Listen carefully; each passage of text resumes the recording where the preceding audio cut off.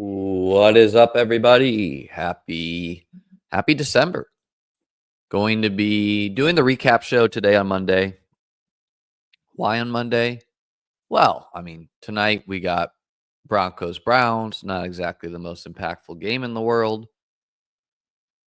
And, we're going to be, as the season gets going, people care less about the usage of players. We kind of know it, except for some key spots. So, probably going to segue this show into just primarily being a best ball show. So today, though, still we'll follow the format. We're first going to look at the box scores of the games, jumping us back to Thanksgiving. Hope you guys had a good Thanksgiving.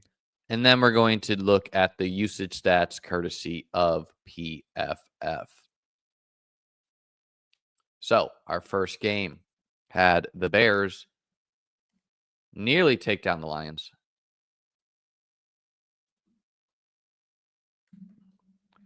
And this game is impactful for many reasons. Number one, Matt Eberflus's inability to manage the clock got him fired. So the Bears, they fired their offensive coordinator, seemed to see an improvement there. And then they fired their head coach, who in like 3 games in a row, not even a joke, 3 games in a row, he flubbed the end of time situation in the game, resulting in his team not being able to get a field goal attempt off, or like not getting a couple more yards to make the field goal easier. It's a disaster, right? So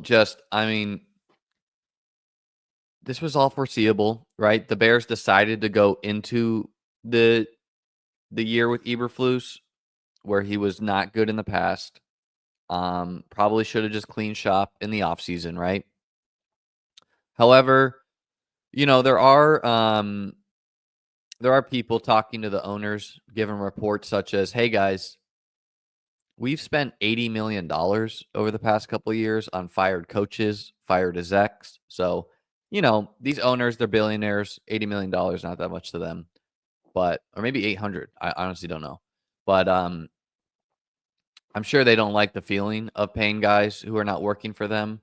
And so I would expect most coaches to not get fired midseason. Doug Peterson with the Jaguars as an example, except when you do something so egregious, which, was this his team? Sabotaging him somewhat? Maybe. Getting into the game, this game was a blowout, right? It was 20-0 at half.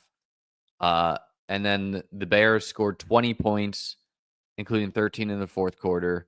Caleb Williams, over his past 3 games, he's averaging something like 23 fantasy points per game. That's awesome, right? That's flat out awesome. Baker Mayfield levels of good from earlier in the season. So we'll see what continues there. DeAndre Swift, so day, 11 carries, 39 yards. Roshan didn't get in the box score for this one. DJ Moore, a big day, 897 and 1. And then, of course, Fat Keenan Allen. We should have known. Fat Keenan Allen, on the day the winning team gets to eat a turkey leg. Of course, 573 and 2 for him, with almost all of this coming in the second half. Why waste the extra energy in the first half, he thought, Rome Odunze, dud of a game, 2 for 25. He keeps on getting like prayer yard targets. Hard to say how much of this is on Rome, how much of it is on Caleb. Clearly, it is on both, though.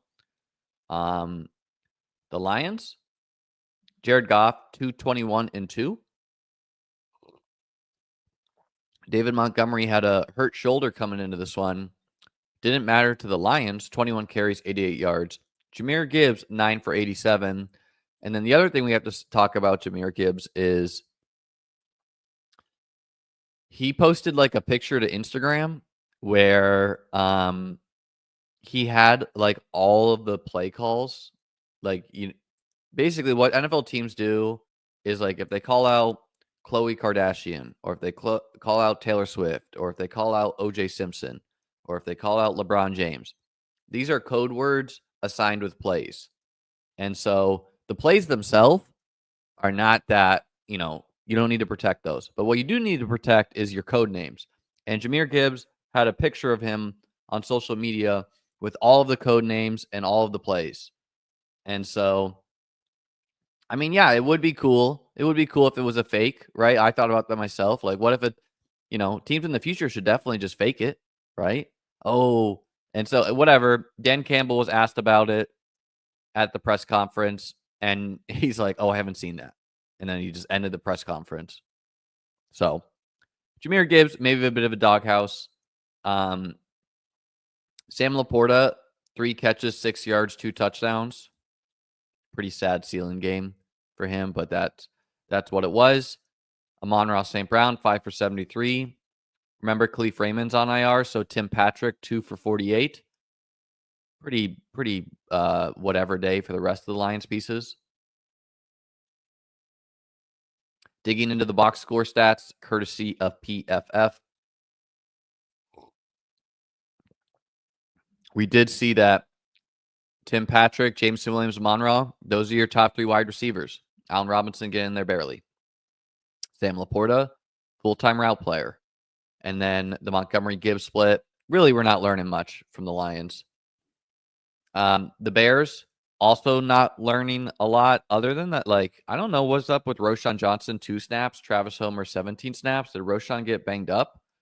I really don't know. This game, I didn't catch all of this game because I went to my girlfriend's Thanksgiving. Not a football family, so didn't get to see all of this one. But yeah, it is noticeable that, I mean, Roschon had been like a 50-50 split with Swift, and Homer here taking 17 snaps, 13 routes. So I'll need to dig in whether this was injury or the other possibilities in a trailing game script. They prefer Travis Homer, but that doesn't make sense to me. So I don't know. Roschon doghouse, Roschon injury, something happening though. Let's see if PFF has any. Oh, he got a concussion. Okay. Answer solved. So Roschon Johnson, concussion should be fine.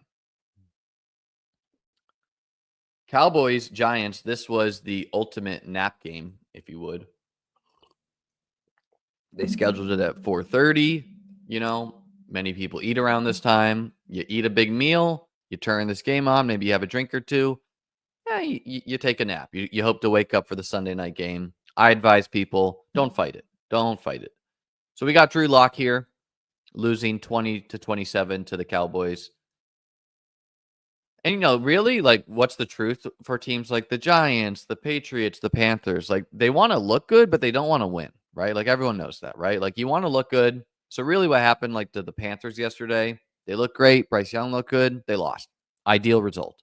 Same with the Patriots. They lose. Ideal result. So, hard to say how much the other teams are helping them do that. But Drew Lock, 1 interception, but 4 for 57 on the ground. I guess if you're really desperate, you could fire him up. Tyrone Tracy punched in a touchdown, but Devin Singletary also got 7 carries. Big injury news from this one is Theo Johnson, athletic rookie tight end. Great best ball pick, late round pick. Out for the year, torn ACL. So stinks for him. Daniel Bellinger is there. Lawrence Cager is there. And then very small possibility that Greg Dulcich, who's on their practice squad, now becomes relevant as a receiving tight end with Theo Johnson out for the year. Malik Neighbors, 8 for 69. So. Cowboys, Rico Dowdle has a big day. Cooper Rush throws for a touchdown. Rico Dowdle, 22 carries, 112 yards, a touchdown. Him, Chase Brown, like these are the Chuba Hubbard. These are the guys carrying these 0 running back teams. Brandon Cooks, back, scored a touchdown. So no longer a 0 Brandon Cooks. That is notable. And then so day from the rest of the receiving options here.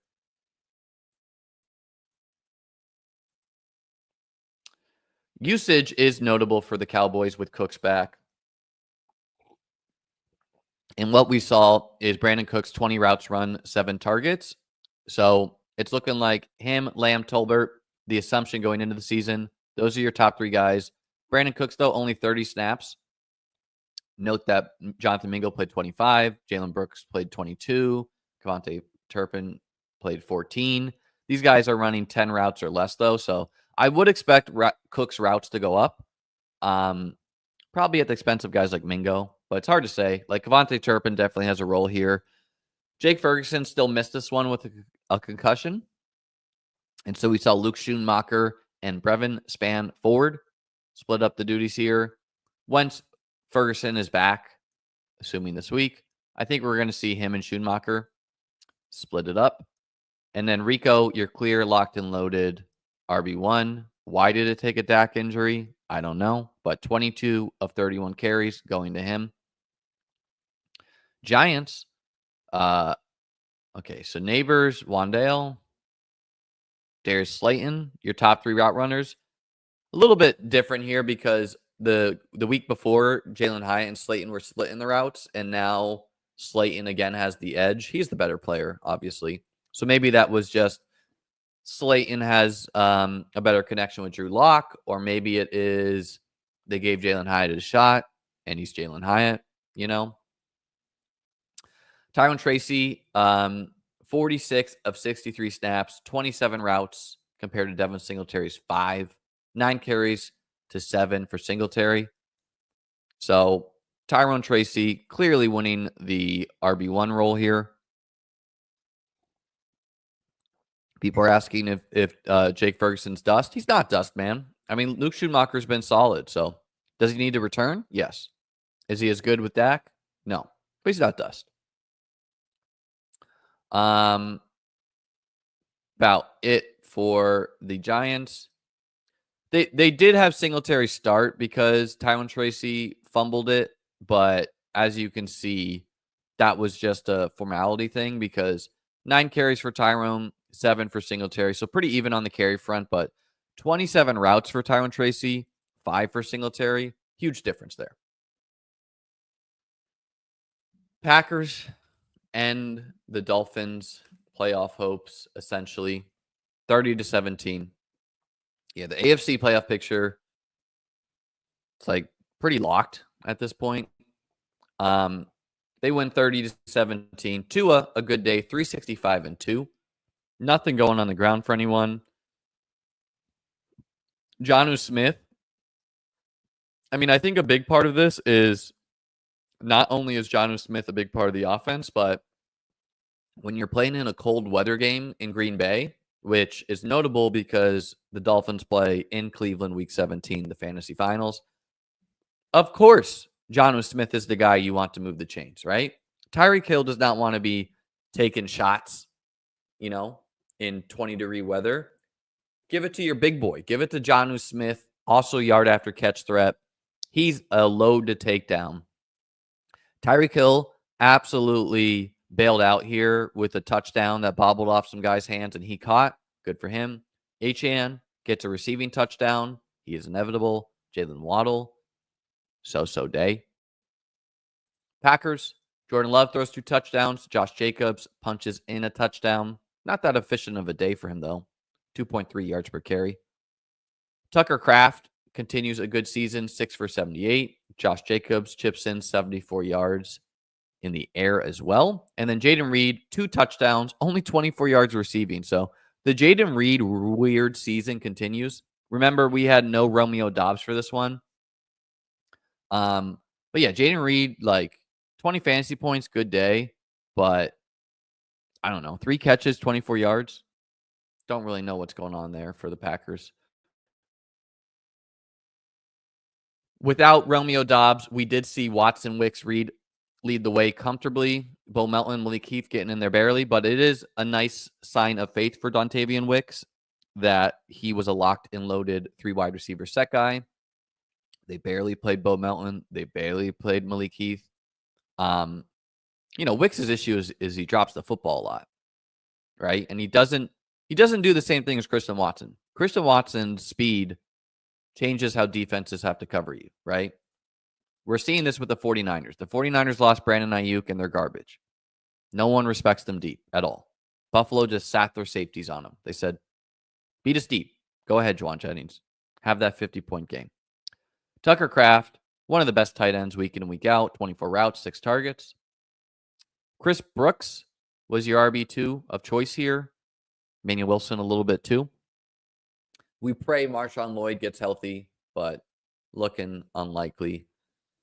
Josh Jacobs, 19 of 25 carries, 17 routes run. Who knows what would have happened if Marshawn Lloyd was healthy? I think logically, him and Jacobs would have been in a timeshare. But we'll never know. For the Dolphins, a couple notable things. Number one, Malik Washington is starting to edge out Odell Beckham Jr. in routes, which is, makes sense for a lot of reasons. Number one, it's a cold weather game. I don't know if old man Odell wants to be a full-time player in the cold.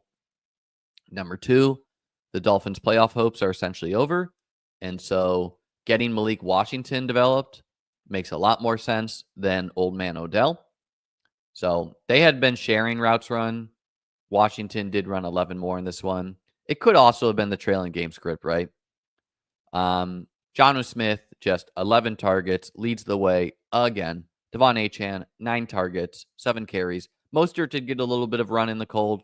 Makes sense. Jalen Wright, no work at all. Disappointing pick in fantasy on the level of Blake Corum. And that's it for the Thursday games. And then we got this bizarro Chiefs-Raiders game. Some people got very upset that I just painted the obvious that the Chiefs have been struggling to beat bad teams, and they're not having a good stretch here despite being 11-1. They are 11-1. Someone's asked about Luke Musgrave. I think he's out for the year, my friend. Is what it is. Players get hurt, stinks. He would have been sharing the load with Tucker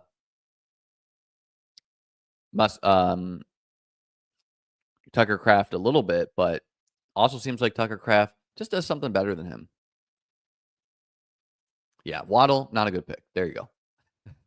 So, Aiden O'Connell, huge day. The Raiders lose 17-19. Of course, I'm sure you guys saw the end of the game where, the Chiefs have had like 5 wins like this where, okay, the Raiders are lining up to kick a game-winning field goal, and then they commit a false start. Should have been a 5-yard penalty. They could still get to kick the thing. And then what's this? The refs change it. We're not calling it a false start.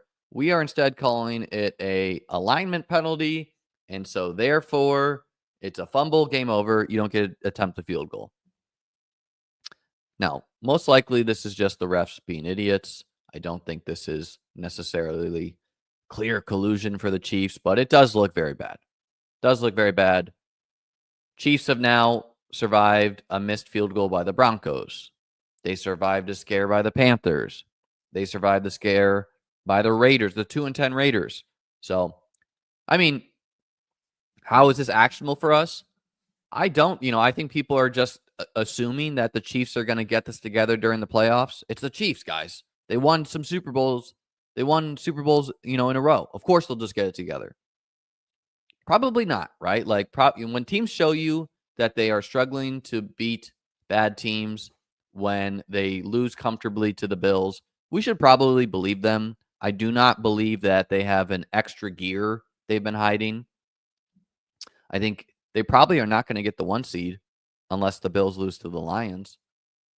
So they could lose to the Chargers. And so, yeah, I would not be operating like they reached the Super Bowl in my playoff drafts. Of course, if I'm drafting the Chiefs, if I fall into a Chiefs stack, I would. But I would prefer to be betting on the Bills. They just look like a better team.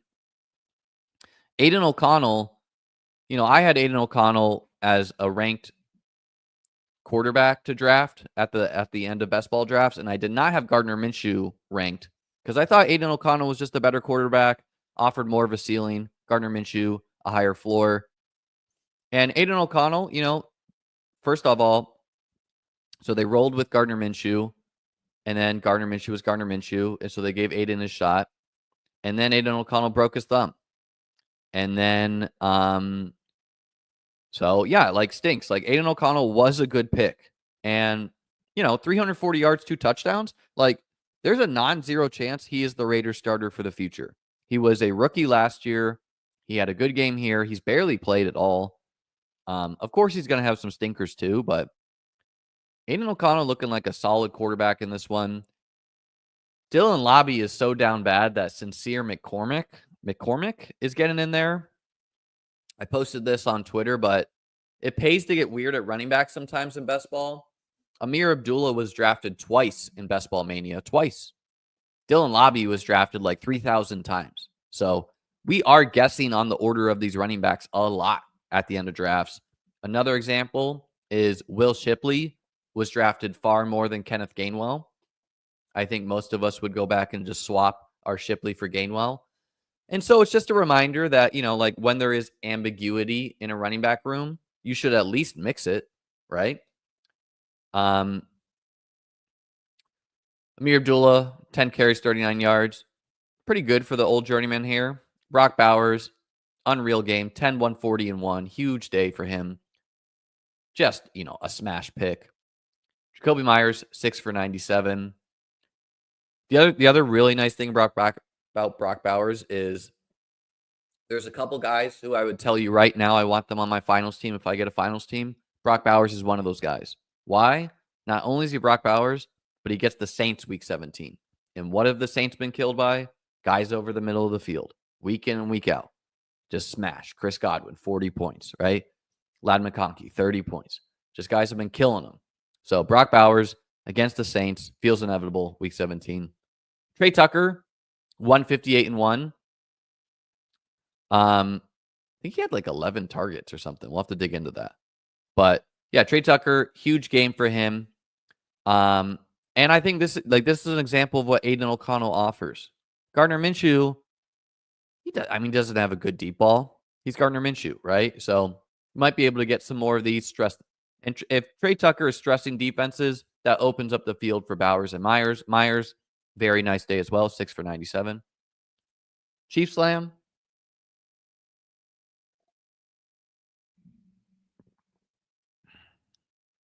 Mahomes, 306 and 1. Okay. Isaiah Pacheco returns. Very low advance rate for him. Something like 7%, 8%. So he is back. Good news. Should get more and more of the workload. DeAndre Hopkins, pretty nice day. 4 for 90. Travis Kelce, 7 for 68. Noah Gray, 4 for 58. You could do a lot worse than scoop up Noah Gray on the waivers. And, Xavier Worthy does some boneheaded things, but he is developing as an okay PPR floor guy as well. 5 for 54. That's 10.4 points. That's fine, right? And he should be around there. Justin Watson scored a touchdown as well.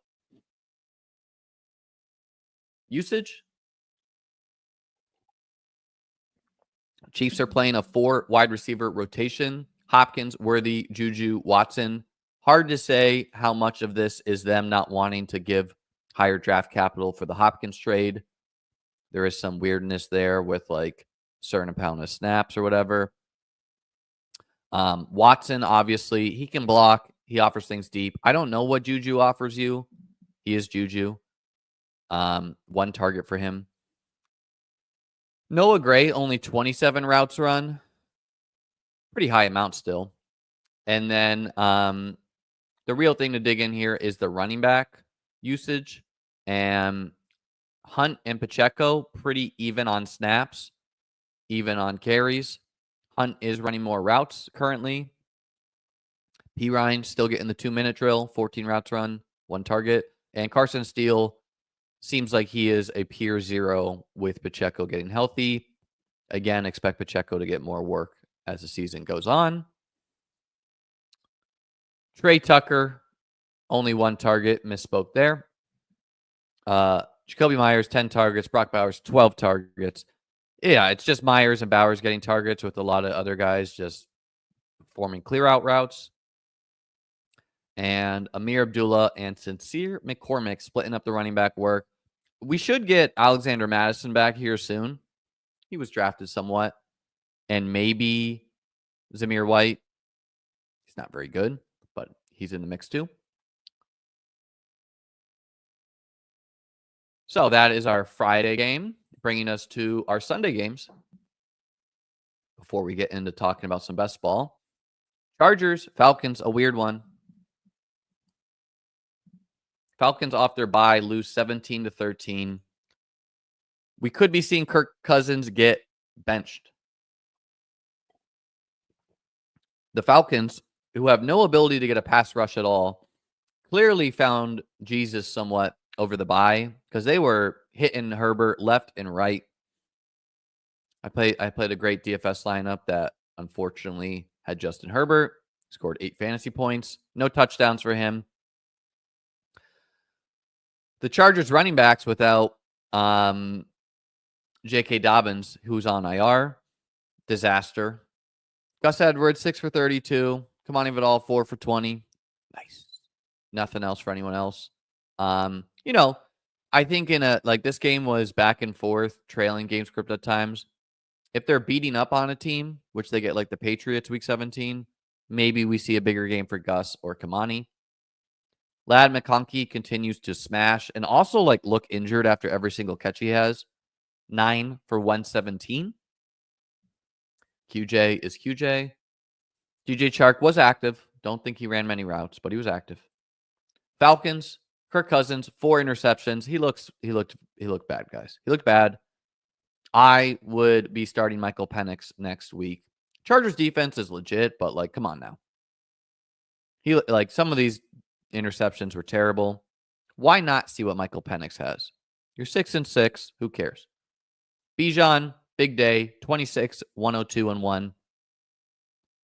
Ray McLeod, 4 for 95. Remember, Darnell Mooney a little banged up going into this, 3 for 20. Drake London getting most of this late, 9 for 86. Not a good day in the box score until very late in the game. Bijan getting 6 catches in the receiving game really helps his fantasy points. Usage here, DJ Chark active, 2 snaps, 2 routes, 0 targets. So pretty much a nothing burger, but maybe meant to, warm Quentin Johnston's seat up a little bit. QJ, Palmer, Ladd, your top guys here. I mean, the Chargers just I think they can go on a run, but they just feel like a year away in many ways, right? I think primarily their lack of wide receiver is an issue. Imagine if the Chargers had taken Zay Flowers instead of QJ. Imagine if the Patriots had drafted Ladd McConkey instead of trading with the Chargers.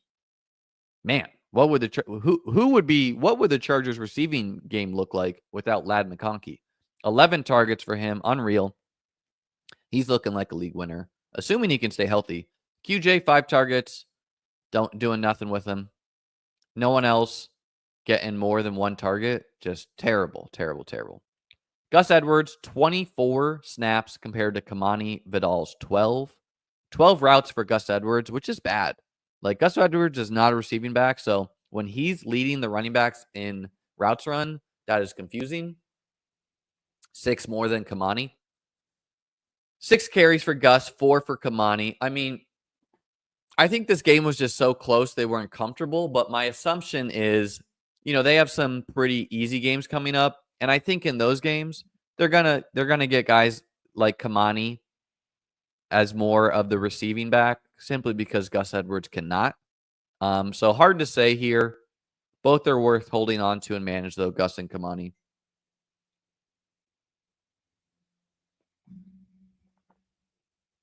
Falcons, 15 targets for Drake London. Again, a lot of those coming on the last couple drives. Ray McLeod produces on 4 targets. Kyle Pitts, terrible. 26 routes, 2 targets. People want to rip on Dalton Kincaid. Dalton Kincaid has been missed 4 games due to injury. That doesn't help, right? Kyle Pitts, not injured, just not good. Just inability to draw targets, right? The difference is Dalton Kincaid was leading his team in target share. The Bills just weren't passing. The Bills are passing now, so I expect Kincaid to be solid in fantasy once he can get healthy. Kyle Pitts, though, he is what he is. You're hoping for, you guys remember that game a couple weeks ago where he had 3 catches, including a 75-yard bomb? That's what you're hoping for, and that's okay. He is a boom-bust guy. I don't know. He's assuming he's on the Falcons again next year, he's a 12th round pick in fantasy drafts. Maybe he'll be a 10th round just because of his name. And then Mooney, pretty much a full snap player, 39 routes, 7 targets. Doesn't seem fully healthy, but good sign that he's playing all the snaps. Charlie Warner playing more snaps than Kyle Pitts for blocking. And Bijan dominating the workload here, 27-8 on the carry front, 5-2 on the target front, 27-12 on the route run front.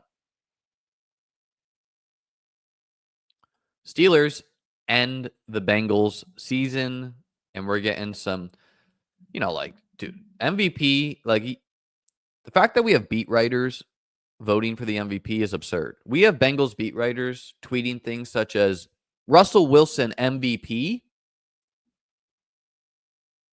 This guy's a clown if you follow him on Twitter, but this Mark Caboli guy, Russell Wilson in conversation for league MVP. Now, the terrible thing about social media is half the time people tweet this, they don't even believe it. They just want interaction, right? So I said, why stop there? Why not Chris Boswell, their kicker, too? But this is the type of guy who votes for MVP. He has a decision on who wins it. Absurd. Anyways, digging into the box score. Yeah, this was the Bengals playoff. Their playoffs are over. They're 4-8. They're not making it. If you remember, the Bengals gave their locker room ping pong tables over the bye week. I'm shocked that didn't work. I'm shocked that didn't save them, guys. Giving them ping pong tables, week 12, mind you. Come on now. Russell Wilson, huge day in fantasy. 414 yards, 3 touchdowns. A lot of that has to do with you're playing the Bengals, Bengals, kind of a dream opponent for fantasy, where awesome offense, terrible defense, great recipe. Najee Harris, a big day, 16 for 75 at a touchdown. He got banged up, but returned in this one. Cordell Patterson outproduces Jalen Warren on the ground. Not great. Justin Fields, by the way, 1 carry, 7 yards. He's the one who converted the first down to end the Bengals season. Interesting. George Pickens, 374-1. Nice day for him. Pat Freiermuth, 668-1. Finally getting a good game for him. He's been a terrible pick in fantasy for multiple years running. Jalen Warren chips in 4 for 55. Najee Harris, 6 for 54. If this is going to continue, that's big for Najee in fantasy. And then Calvin Austin caught a touchdown. Almost had a second one, too. Van Jefferson even got on a 43-yard catch. Insanity, right? Joe Burrow, inevitable, 309-3. Chase Brown, 1270-1. Jamar Chase, 686-1. T. Higgins, 569-1. Andre Yoshivas, 335-1, coming late. Mike Gesicki, 5 for 53. Chase Brown, 3 for 30 in the receiving game as well. So let's dig in the usage here and then talk about the Bengals a little bit, because they are a very interesting conversation going forward. Van Jefferson, still your second leader in routes run. Mike Williams, 12 routes run, 0 targets. So I don't know. I don't know if it's happening for Mike Williams this year. There's a chance, but not great, right? Also, this is not what you like to see. 7 dudes around 10 routes. Ben Skwarnek, Mike Williams, Calvin Austin, Darnell Washington, Nicole Pruitt. This is what you do when you don't have anyone good enough to demand to be on the field the whole time. You give guys different roles, right? So Calvin Austin, what's his role? Well, he runs fast. He stretches the defense. Darnell Washington, what's his role? Well, he's a really big guy, offers some yard after catch. He can block for you, right? Ben Skwarnek, what's his role? He's a good blocking wide receiver, right? Van Jefferson, what's his role? He's a veteran. He blocks. He can play a little wide out. Najee Harris edges Jalen Warren by 10 snaps. Equalizes him in routes run. Edges him 16-3 in carries. Edges him 6-4 in targets. Cordell Patterson also getting 4 targets for whatever reason. Again, guys, Cordell Patterson looks like Fridge Perry out there. Very fat. Jalen Warren, Terrible year for him, right? Injuries played a role, but not what you like to see. In a shootout affair, Najee being the choice. Got the long guy outside. Bengals. Take a picture, guys, because it could be going away. 44 routes run for Chase, 43 for Higgins. Jermaine Burton not seeing the field pretty much. Andre Yoshivas, 31 routes, 4 targets. Mike Gesicki, Drew Sample, Tanner Hudson chop up the route runs for the tight ends. Chase Brown remains the dominant running back, 12 carries, 27 routes run, 3 targets. Nothing going for Khalil Herbert pretty much off the bye. So, Steelers, they're looking like they're going to get the 3 seed, most likely. Their schedule's still tough, though. They got games against the Bengals again, games against the Eagles, maybe a game against the Ravens. So they could lose it. But the Bengals are the more interesting conversation where their playoff hopes are over. I mean, they might have like a 0.5%. I'm here to tell you it's not happening. And so why that matters is Chase and Higgins are not under contract. And so I don't know. Are these guys going to risk injury? This feels like the situation where you could easily get a guy or two who, oh, sore foot. Sorry, can't go. Oh, pinky. Sorry, can't go. Right? So it's a bummer. We're not going to get the Bengals in the real NFL playoffs or the 49ers probably, right? And in fantasy, I don't know. Like, I wouldn't worry about Chase Brown. They're, first of all, he's a running back. He's expendable. He's young. They're going to continue to give him work. I wouldn't really worry about Joe Burrow either. He's under contract. He's going to finish the year. He's a professional. And your only hope for Chase and Higgins is that you have a couple things going for you. Number one, they are friends with Joe Burrow. So if Joe Burrow is like, dude, we're fucking finishing this year, run the routes for me, they just might. Number two, there could be some back of the room handshake deals in place where it's like, hey, Chase, we got you on that $120 million contract. Obviously, they're going to keep Chase over Higgins. I think they should keep both, right? Get rid of your defense. Who cares? Get rid of like all the ancillary guys you pay $10 million to. Find a way. Chase, Higgins, Burrow, figure out the rest. But I don't know. Like I have a lot of Chase in best ball. I have a lot of Joe Burrow. I have a lot of Chase Brown.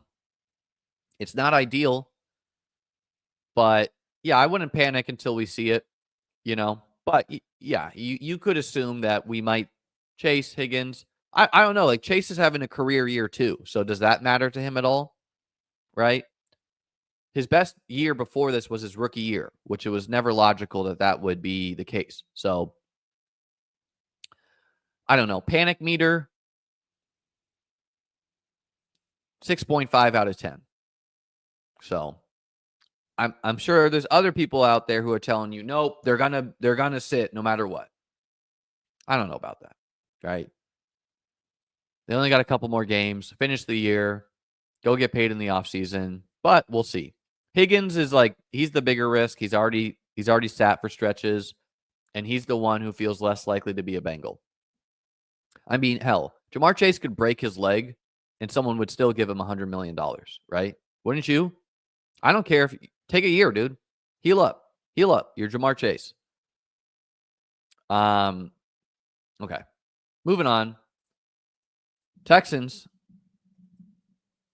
barely beat the Jags. This game was weird. Jags were getting blown out. Of course, the Texans defender. Let me just throw my coffee under here real quick, guys. Be right back.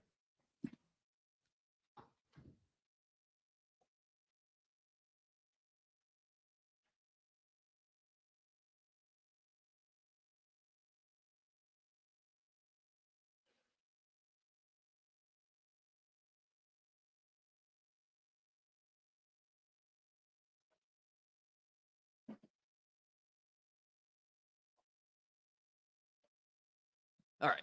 Well, that Bruce. So the Texans defender. I mean, first off, Texans are like blowing them out for stretches. Texans defender takes off Trevor Lawrence's head, gets ejected. Trevor Lawrence concussed, did not look good. His arm went limp.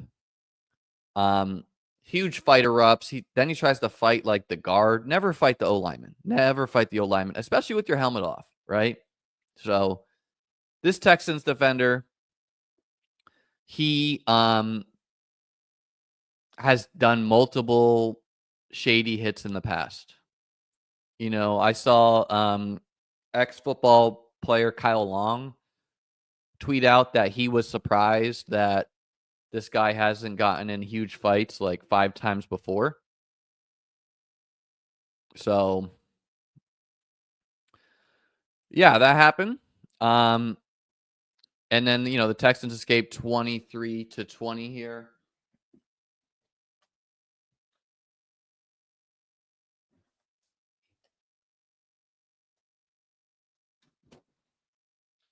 Sorry about that. Girlfriend's just coming home. Yeah, CJ Stroud 242-1.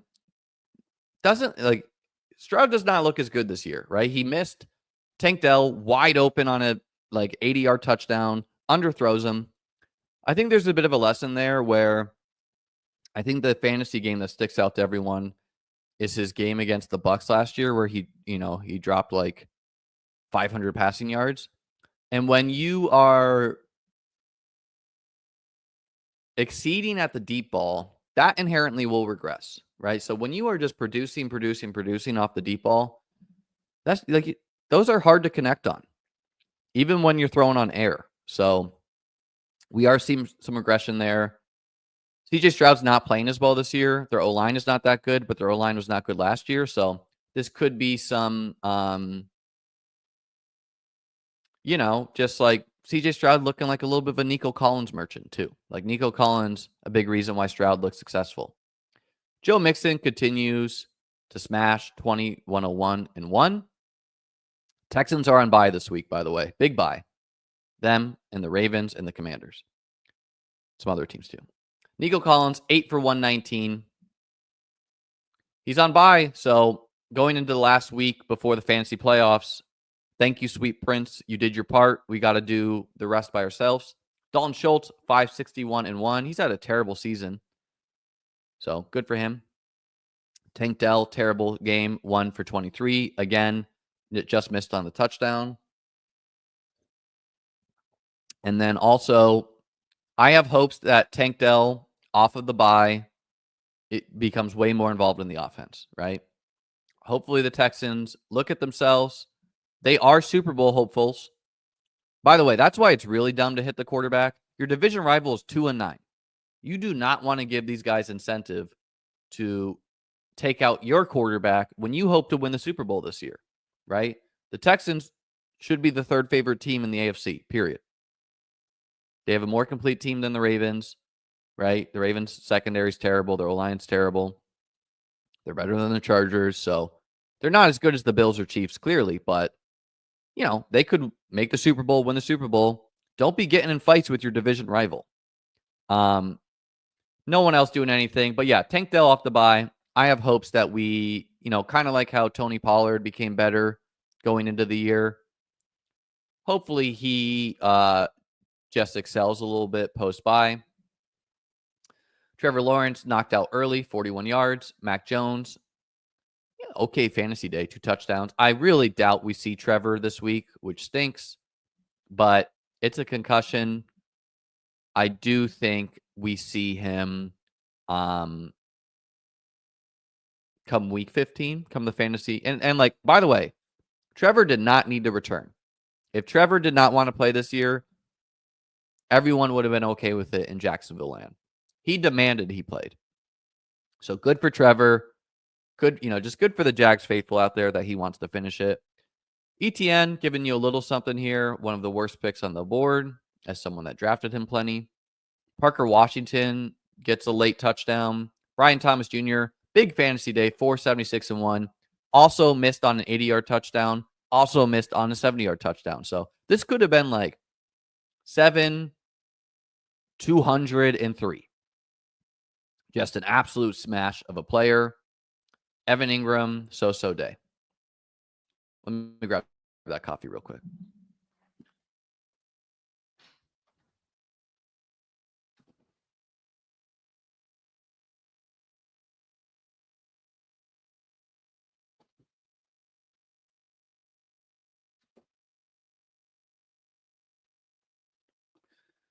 So, digging into the box score usage. Nico Collins, 11 targets. Tank Dell, 3. John Mechie, 2. Dalton Schultz, 7.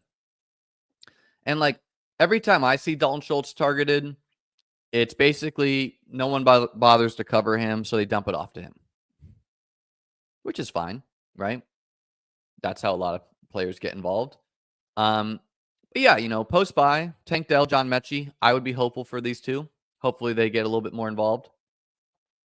And the Texans should feel fortunate they won this game, right? They should not be like, oh, we're 8-5, everything's great. Are they 8-5? Yeah, 8-5. No, they've had some bad losses. They've had some close wins.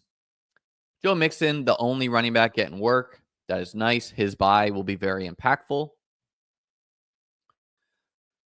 Jaguars, Brian Thomas, Parker Washington, and Devin Duvernay, formerly a Raven, are your top 3 wide receivers for this one. Trevor Lawrence only gets 19 snaps to Mac Jones 51 after getting knocked out. Brenton Strange playing a little bit.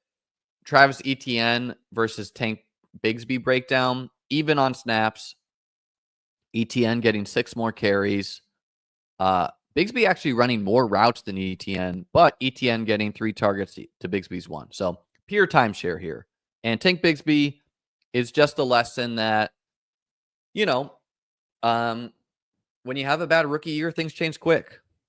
And so, I definitely, after drafting a ton of Tank last year, who, by the way, is not a great fantasy pick right now just because the Jaguars are terrible, but after drafting a ton of Tank last year, I was like, all right, I'm not going to do it again. There was a lot of coach speak going his way, and just, things can change. Quentin Johnston, Tank Bigsby, these guys were big busts last year. They're better this year.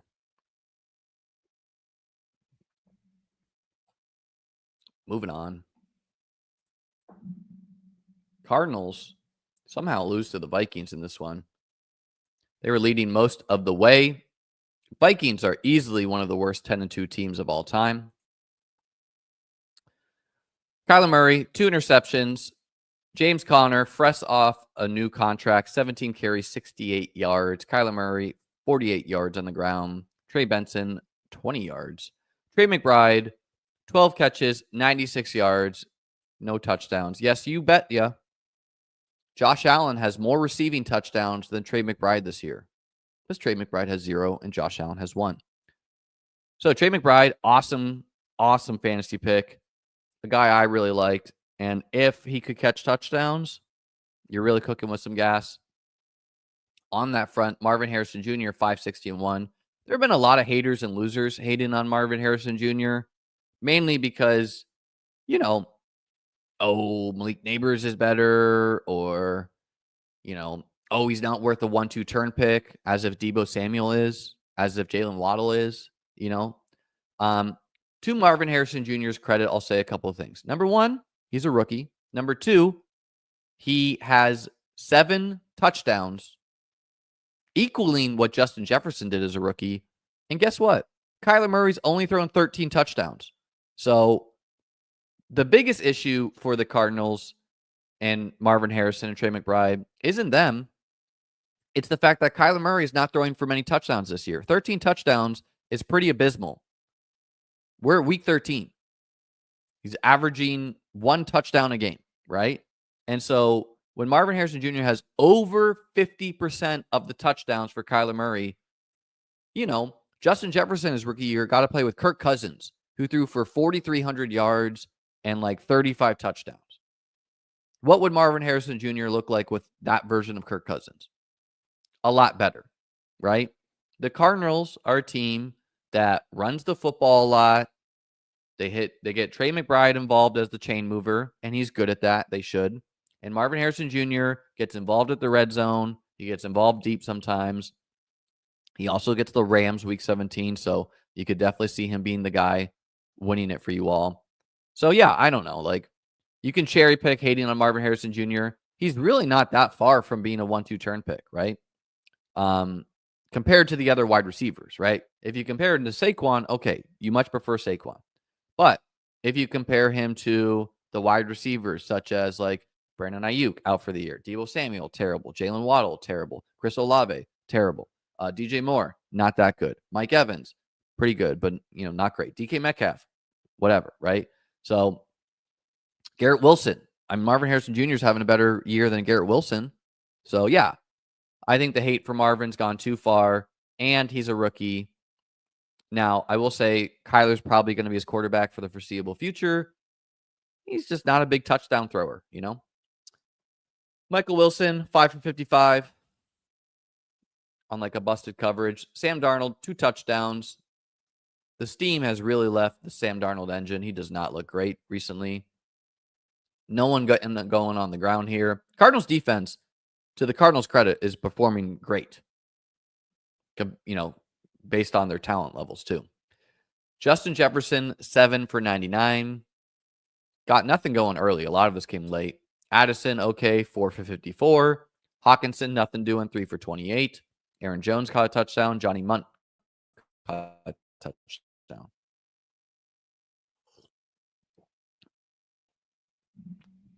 No big changes for the Vikings.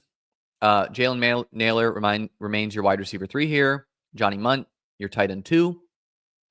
And then Aaron Jones, I think he's playing less, actually. Like Cam Akers getting involved, Ty Chandler getting involved, CJ Ham, the fullback, getting involved. It makes sense to me to load manage Aaron Jones for the real NFL playoffs. Cardinals, there is some notable change here, and that would be Zay Jones emerging as the wide receiver 3, 24 routes run. Greg Dortch, 7 routes run. So Dortch still playing somewhat on blocking snaps, it seems, 19 to 32. But Zay Jones comfortably running more routes than Dortch. We'll see if that continues. Trey McBride and Marvin and Michael Wilson, full-time players. The James Conner versus... Remember, Trey Benson outproduced James Conner last week. Doesn't matter to the Cardinals, though. 13 snaps for Benson, 48 for Conner, 22 for DeMarcado, who had been in the doghouse after fumbling, but seems out of it. So James Conner really the only guy you want here. Trey Benson emergence doesn't look like it's happening this year.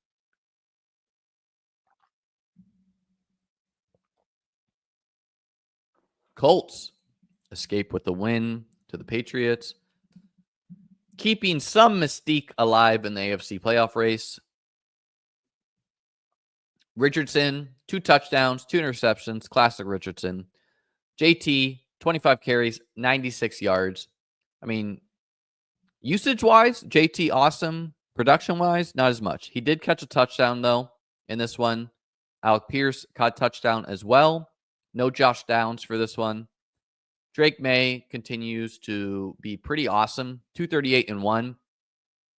Ramondre, 18 for 73. Gibson, 762 and 1. Drake May, 5 for 59 on the ground. Hunter Henry got banged up but returned, 7 for 75. Austin Hooper caught a touchdown. Kendrick Bourne got a touchdown, but then it got waved off due to an illegal shift, and Gibson scored on that touchdown. So, yeah, I mean, Patriots continuing the trend of teams that don't want to win for draft pick, but looked good. So, moral wins for them. Colts did want to win and did.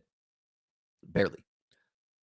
So, without Josh Downs, we saw Adonai Mitchell, 15 routes. A little disappointing for him that he wasn't higher. Alec Pierce at 20, Pittman at 21. Kyle Granson, 14 routes, was the tight end of choice this week. JT, full-time running back. Nothing going for Sermon or Goodson. Patriots. Kayshawn, Kendrick, Douglas, your top 3 wideouts. That's how it's been. Jalen Polk, barely involved.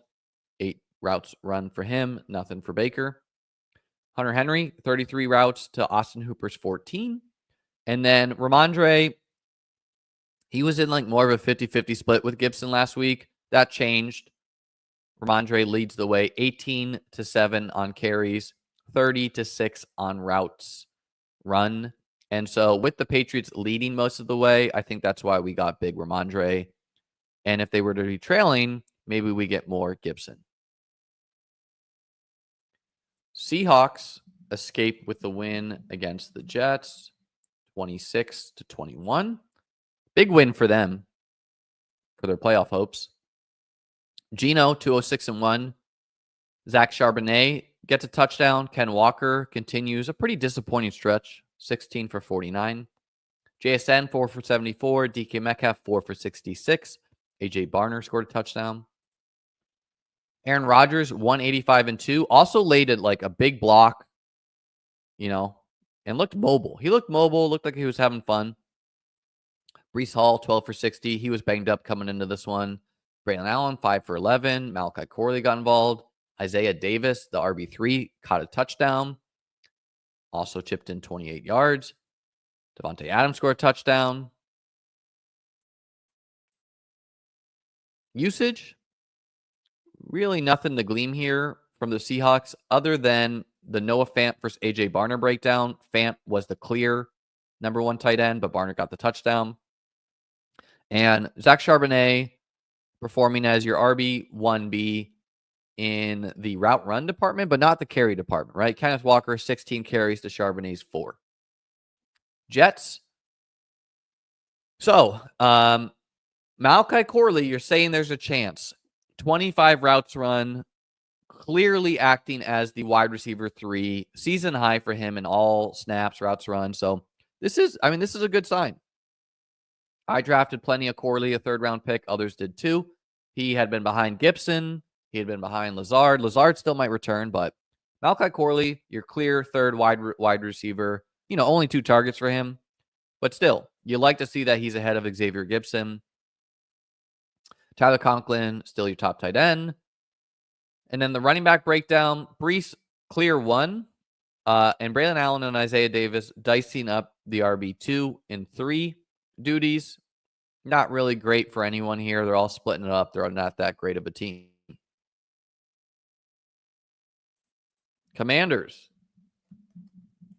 destroy the Titans. Plenty to talk about here. Will Levis continues a pretty decent fantasy stretch, 212-2. Tony Pollard, nothing going on the ground. Nick Westbrook, Akine, inevitable, 361-2. Scores a touchdown every week. No one else did much. Commanders. So Austin Eckler on IR, probably out for the fantasy playoffs. That's a big news item, right? Jaden Daniels, 206-3. Also scored a rushing touchdown. Brian Robinson, 16, 103-1. He is a very nice piece to have with Austin Eckler out. And Chris Rodriguez looking like he operated as your RB2 in this one, 13, 94-1. But I would say that's hard to say because 42-19. Previously, we'd seen Jeremy McNichols operate as the RB2. And so I need to dig in when these carries came.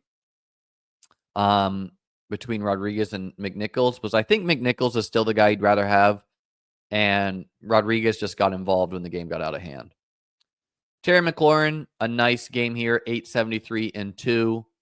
Commanders are on bye this week. Zach Ertz continues his stretch of scoring touchdowns, 335-1. Usage, nothing changing for the Commanders here for their wide receivers and tight ends. Just a big hodgepodge behind Terry and Ertz, the only real guy startable. Noah Brown played less than he usually did. Sanat and McCaffrey continue to be disappointments. Brian Robinson, 38 snaps, 16 carries. Rodriguez, 23 snaps, 13 carries. McNichols, 21 snaps, 6 carries. Again, need to dig in when the Rodriguez work came in. Ridley, Westbrook, Boyd, your top 3 wideouts, same as always. Chig Okonkwo has emerged as the clear top tight end. That was different from earlier in the year. And then Tony Pollard, still your top running back with Tajay Spears. Barely playing, honestly. 40 snaps to 14. Bucks at Panthers. Plenty to talk about in this one.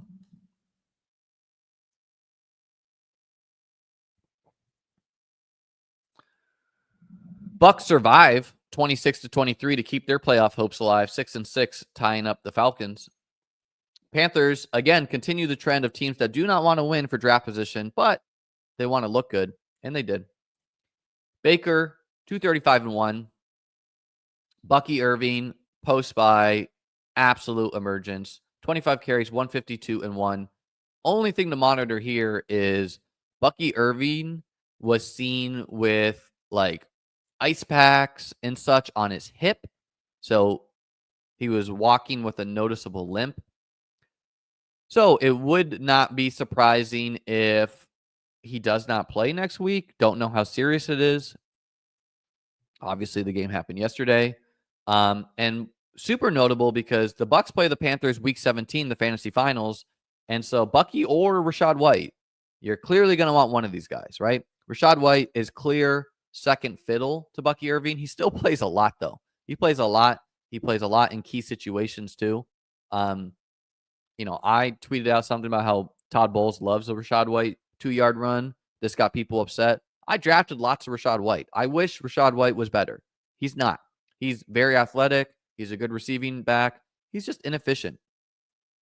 He did have one long run, though, to help even out his average, 11 for 76. So, yeah, Bucky or Rachaad White, clearly, I think you would want one of these guys on your Week 17 finals team. Mike Evans back and is producing 118-1. He needs to average a little over 100 yards a game to continue his streak of 1,000 yards. I think he can do it. He also gets the Panthers Week 17. Hodgepodge of production from the rest of the guys. Bryce Young, I mean, the Panthers, how things are looking right now. The Panthers and the Colts, by the way, like the Colts benching Anthony Richardson, a joke, right?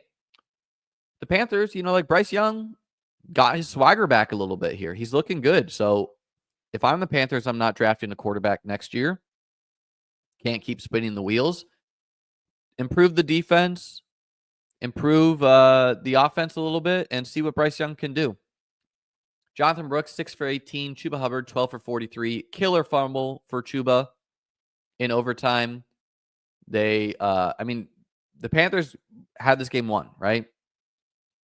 They were going to run Chuba twice, kick the field goal, try to win. Chuba fumbles in overtime is what it is. Bryce Young scores a rushing touchdown. Adam Thielen scores the touchdown. 899-1.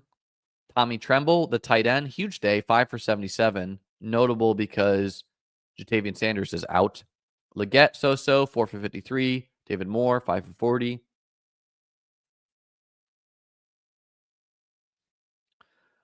Evans, McMillan, Shepard, your clear top 3 wide receivers. They had been doing a rotation before. So with Evans back, these are their trio. Great sign for Evans in particular. 12 targets, absurd, right? Bucky versus Rachaad White. Again, it's not perfect because Bucky got hurt, did not play overtime, but even on snaps, White still ran more routes. Bucky got 3 targets to White's 1, despite running less routes. And Bucky got 12 more carries than White. Again, the injury is the biggest thing here. And Cade Otton is your clear receiving tight end. Panthers. Leggett, David Moore, Adam Thielen. They are your top 3 wide receivers. Jalen Coker was out still for this one, and so he had been playing well. Everyone's assumption is that when Jalen Coker is healthy, David Moore would hit the bench, but he's been playing well now, so now I don't know. I think maybe they mix it in here. Adam Thielen been playing the slot, 10 targets for him. Tommy Tremble, you could do worse than scoop him up. 48 routes run, 7 targets. Chuba Hubbard, your clear RB1 here. But as I said, Jonathan Brooks is getting more involved. 15 snaps, 6 carries, 6 routes run, 3 targets on 6 routes run. That's pretty absurd, right? What would this look like next week if we had the same amount of snaps? Maybe Brooks would be at 20 snaps and Chuba at 50, right? So Brooks slowly getting more involved. Terrible pick in fantasy, right? But he is getting involved now.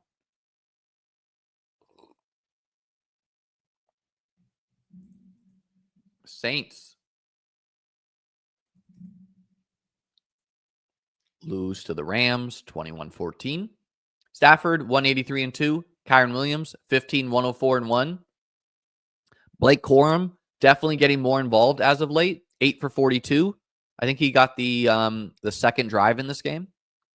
Puka Nacua 5 for 56-1. Still one of the number one guys I would want on my finals team. Very low advance rate. Demarcus Robinson, he can't keep getting away with this. 249-1. Cooper Kupp, nothing doing. Derek Carr, 184-1. Alvin Kamara, 23-112. They get the Raiders week 17. So, a Kamara Bowers mini, that would be pretty nice. Yeah, Thielen did have a sick catch. Got to give credit there. Taysom Hill, I think, got banged up in this one. And MVS, man. MVS on the Chiefs? No. MVS on the Packers? No. MVS on the Bills? No. MVS on the Saints? Oh, yeah. That's Jerry Rice. 236-1.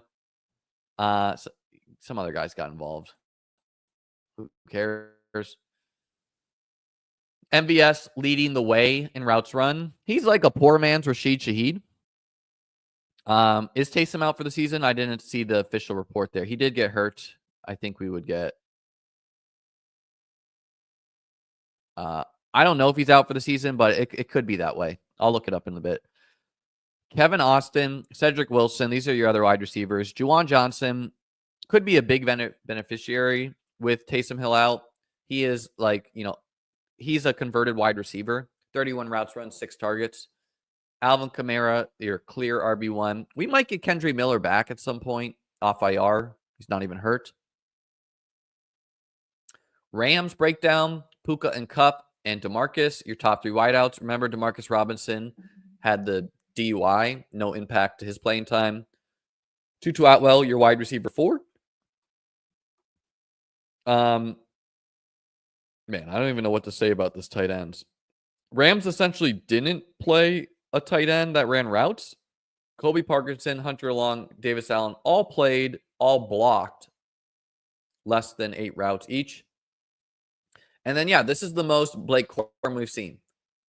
8 carries to Kyron's 15, 6 routes to Kyron's 13, 18 snaps to Kyron's 38, 0 targets to Kyron's 1. So I think they are load managing Kyron somewhat, which is smart. If you're going to go on a run, you're probably going to need to get Blake Corum involved a little bit. Good sign for Blake Corum, who has been a terrible pick to date. Looks like DeMarcus Robinson, hand injury. Yeah, Taysom Hill, knee injury, probably out. A stinker for the DraftKings best ball teams that have him at tight end. Eagles dispatch the Ravens. They were trailing early, but took care of business, 24-19. And this is the difference between the Eagles and the Ravens to me. The Eagles are a complete team with a good offense, good defense, and the Ravens are not, right? The Ravens O-line's bad. The Ravens secondary's bad. Can the Ravens beat anyone in football? Yes, they can. Is it likely the Ravens reach the Super Bowl? To me, no, right? They're just too thin. They're not complete enough. And I think a lot of people assume the Lions are the number 1 team. I personally always prefer the team with the better quarterback. And so the Lions have maybe a better team overall, top to bottom, right? But Jalen Hurts versus Jared Goff is not a competition for me. I would take Jalen Hurts and roll the dice. Jalen Hurts, 118-1. Not a great day passing, but, they didn't really need it. Saquon Barkley continues people donating money on his MVP race. 23-107-1. Awesome game for him, honestly. Especially how he put the Ravens away. Jalen Hurts scored a rushing touchdown. Again, he's at 10 in his past 6 games. A.J. Brown, 5 for 66. I know he was a very popular play in DFS. The Ravens secondary is bad. It has changed a little bit, though. It's not as bad. They picked up Tre'Davious White, or they traded for him. And, Tre'Davious White is not what he formerly was, but they made a little bit of improvements. Kyle Hamilton got banged up for them, their safety. I think he returned, but if he were to be hurt, oh my God. Dallas Goedert scored a touchdown, also got banged up, I think. Eagles were without Devonta Smith, by the way. Lamar, 237-2. Ravens are on bye, huge bye. Derrick Henry didn't score a touchdown. Mercy. Now he's on bye. Good news. 19 for 82. Lamar, 8 for 79. He said his mom cussed him out. They didn't run enough. Even she knows he's a running back. Jokes. Zay Flowers, 3 for 74. Mark Andrews, 667-1. Man, if you look at the Mark Andrews box score, it's just like 8 weeks in a row of like 30 yards, 40 yards, and scoring a touchdown every single week. This week, he actually did have more yards. But yeah, he just continues to score touchdowns every week. Isaiah Likely also scored a touchdown late in the game. Box score? I mean, Jahan Dotson and Paris Campbell defeated the Ravens. Tough. Dallas Goedert, 20 routes, 4 targets. Saquon getting all the running back work as per usual. They did play CJ Uzomah as a blocking tight end. Formerly a Jet, formerly a Bengal. I know that info, so now you do too. And that's probably because without Devonta Smith, they don't want Dotson and Campbell on the field a lot. Britton Covey's back from injury. He was involved earlier in the year.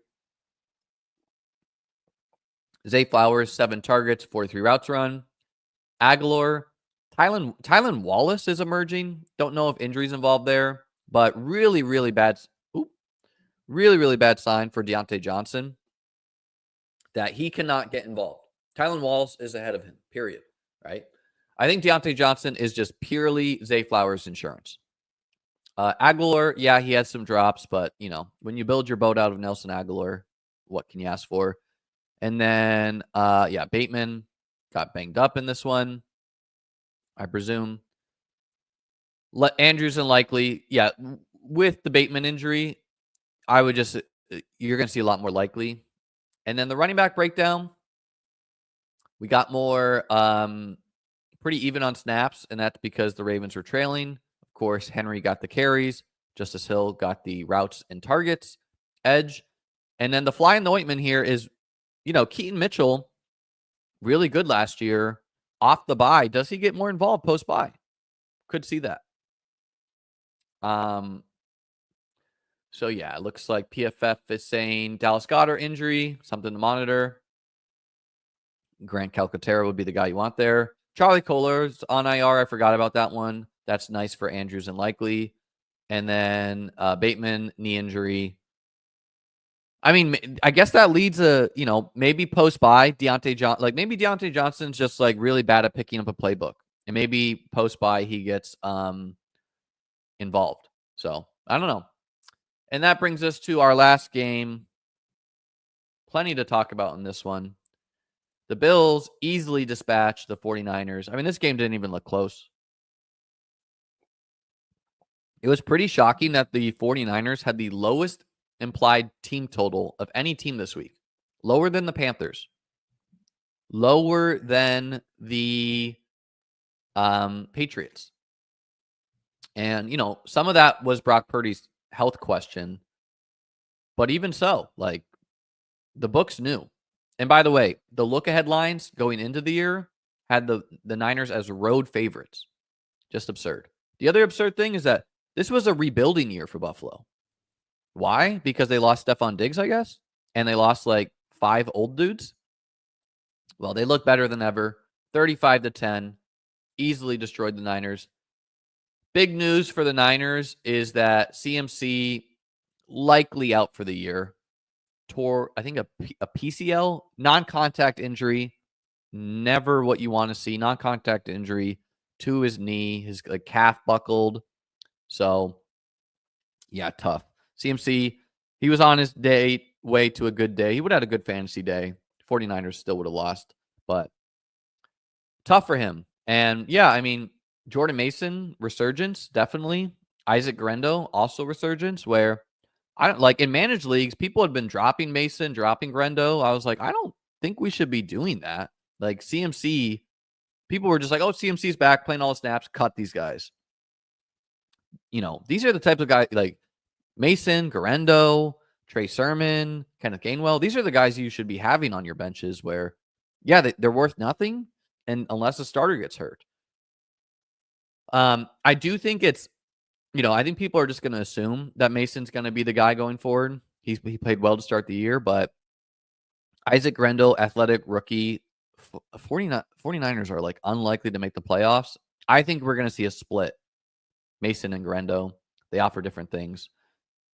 No one could do anything. I mean, Deebo Samuel is one of like arguably even worse than Jalen Waddle.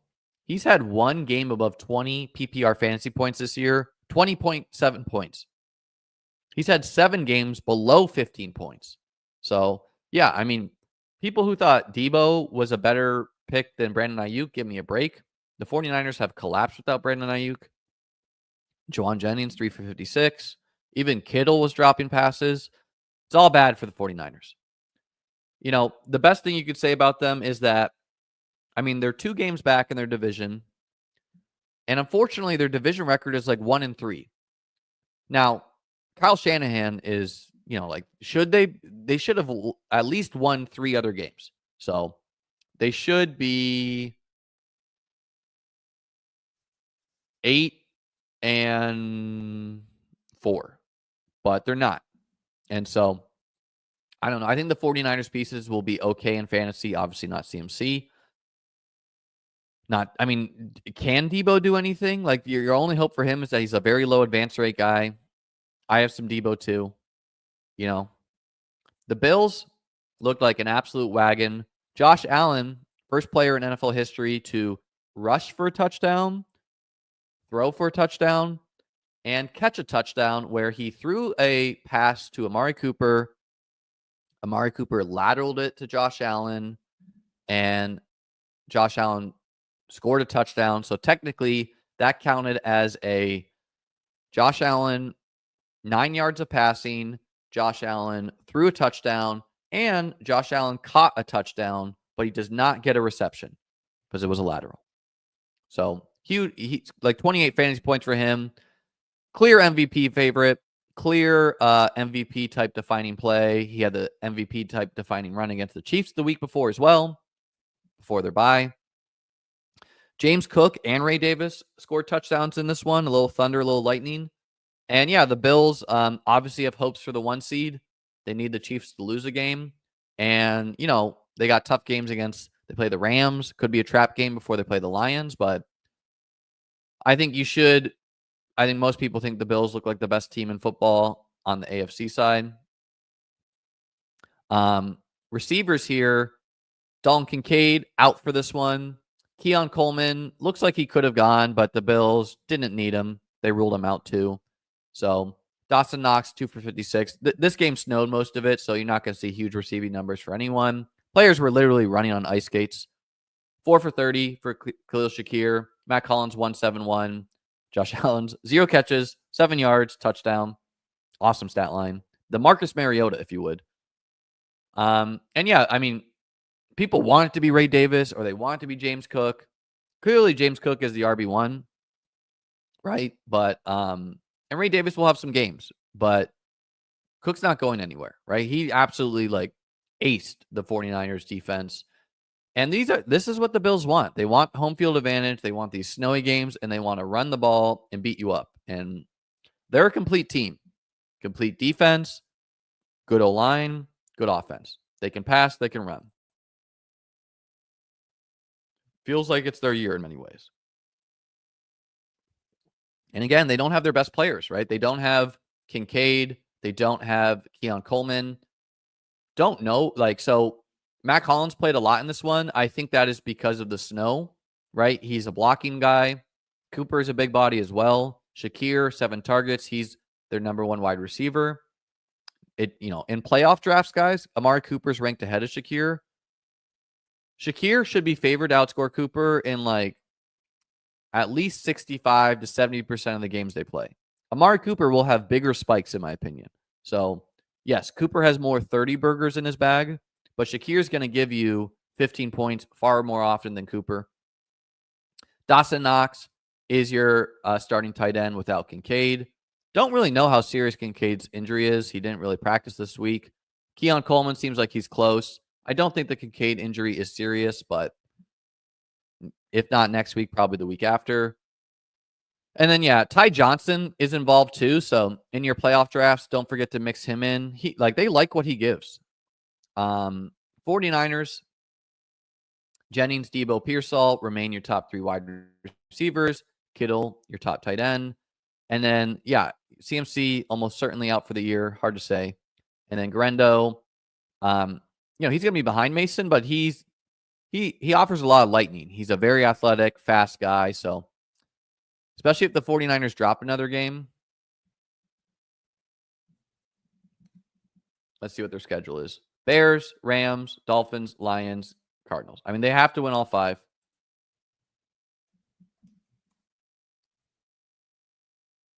Let's see what the playoff chances are saying. 4%. Not great.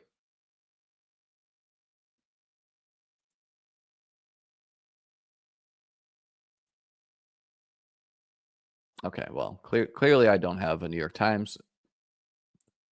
I think ESPN has a free one, though. ESPN playoff machine. Yeah, unfortunately, the playoff picture, not a lot of drama in the AFC. Where, I mean, Denver would have to utterly collapse because, who can even catch them? The Colts at 6-7 are the best shot, right? Obviously, I think most people would think that the Bengals are a better team and the Dolphins are a better team than the Colts. Doesn't matter. Their record's too bad. In the NFC, there is more drama, right? Number 1, Tampa versus Atlanta. Number 2, the Bears' playoff chances were killed by that loss as well. Dallas, there's no way. And then really the drama is Arizona, Los Angeles, San Fran. Who's going to make it? San Fran seems pretty dead.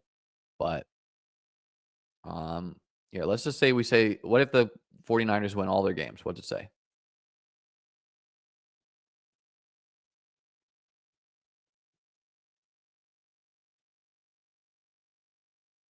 They do have some division games, which helps them.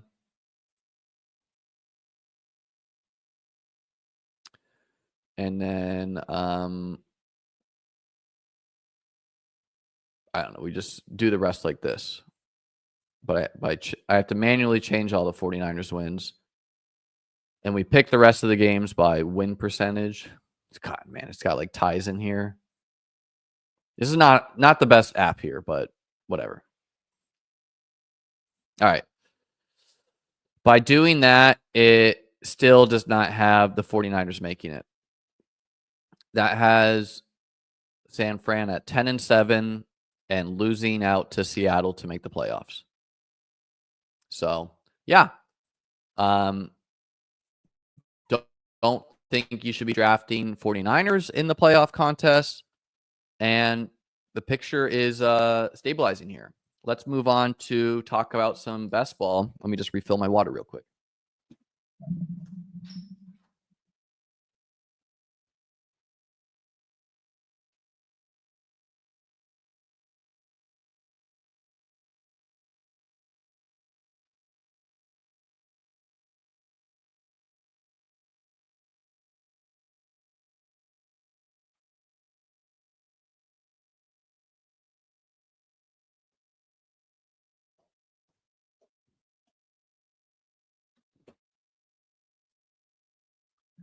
So obviously this could change somewhat.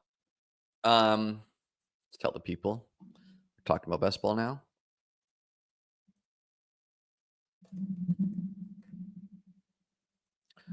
Obviously this could change somewhat with the Broncos playing the Browns. I went from 23 teams down to 21. But I have a lot of teams in the mix, right? What can you make up in a singular week? If you're in third and someone else is in second and there's a 40-point gap, you can make that up. Absolutely. You score 120, they score 60. We see weeks like that. So I would, I got a lot of teams within 30, which kind of surprised me because I didn't last week. So 1, 2, 3, 4, 5, 6, 7. 7 teams kicking around. Obviously, I have some teams barely advancing that could fall off as well. Went from 23 down to 21, giving me an expected advance of 20.1. Players I would like really want in the week 17 finals, assuming he's healthy, Bucky Irving. We need to figure that one out. Didn't draft enough Bucky, right? Like, did draft a lot of Ray Davis, who had a good game. But I would easily global swap that. Also drafted a lot of Jalen Wright. 28 teams. And that's a reminder to not be so confident. Now, like, would I be saying the opposite if I had 44 Bucky Irving teams? Maybe. But a reminder to mix your rookie running back targets, right? There's one team I really like. Yeah, this team. If this team gets the finals, I really love it for a couple of reasons. One, okay, it's got good wide receivers, but like digging into the matchups, Jonnu against the Browns. Again, we just saw Jonnu peppered in cold weather. Love it. Nico and Tank against the Ravens secondary. Love it. Bucky Irving against the Panthers. Love it. Now it has Jordan Mason. So nice. Alvin Kamara against the Raiders. Love it. Right. And then Hurts, Purdy, 2 good quarterbacks. Good other pieces as well. Only one definite 0 in Gabe Davis. I would call Sanat a 0 and P. Ryan ineffective 0 too. But like this team, deep at wideout, 2 tight ends, like Isaiah Likely against the Texans. Also, deep at running back, deep at quarterback, 6 solid wideouts. Right, feels great. Really would love to show up in the finals with this team. Any Garendo teams? I did draft Garendo somewhat. Yeah, looks like I'm advancing 1. This one is actually in this draft with me is hit him with the gritty, who's also advancing, and last year's winner of Best Ball Mania as well, Rashid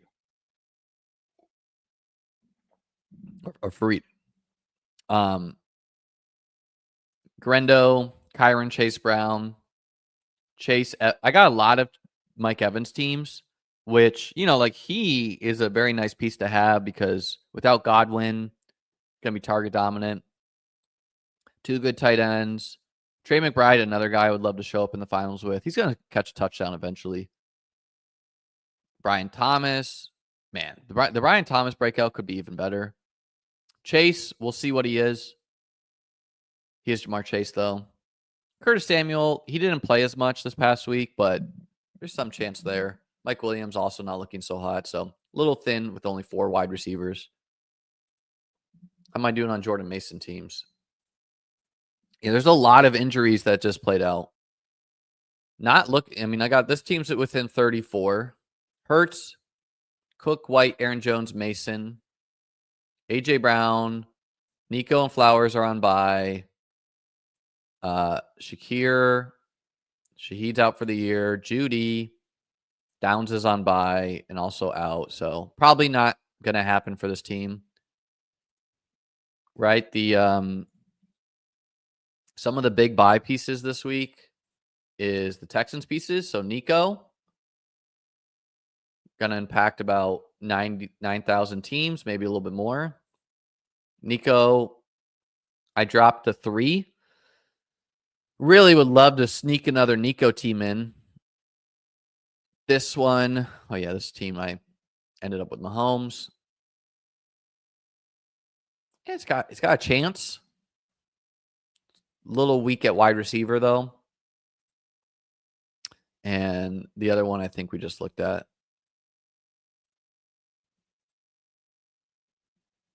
Yeah, we just looked at that one.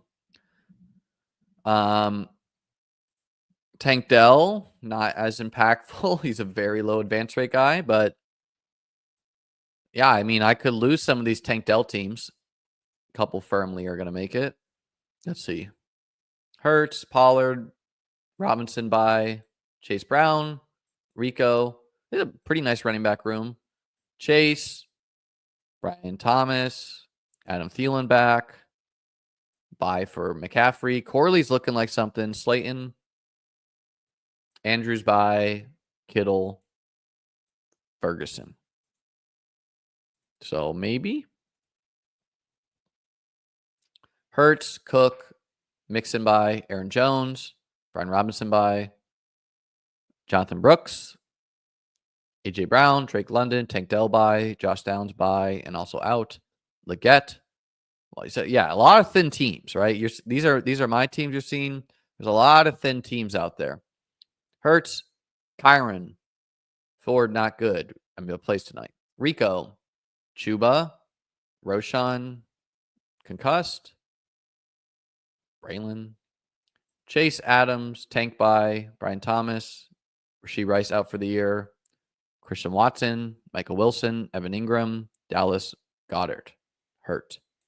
So, a couple teams barely making it. Other big buys, remove myself, Derrick Henry, 40% advance rate. So, there's going to be a lot of Derrick Henry teams that drop out. Lamar, 33.5. I mean, look, not a lot, right? Like, what's Lamar going to go from? He's probably going to go from like 33.5 to like 30%, right? There's only so much you can drop in a week.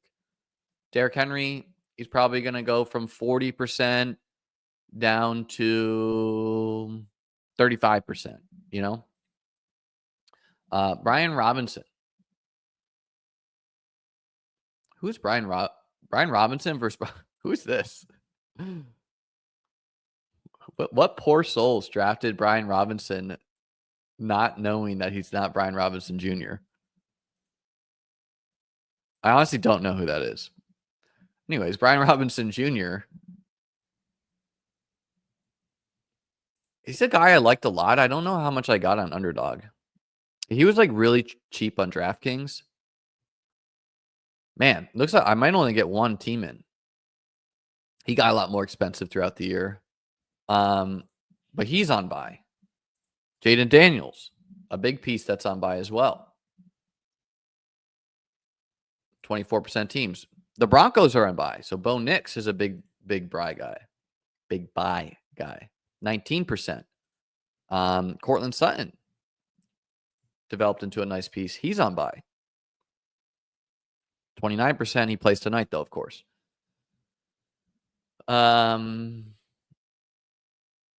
Josh Downs, you know, he's not playing, but he's on buy.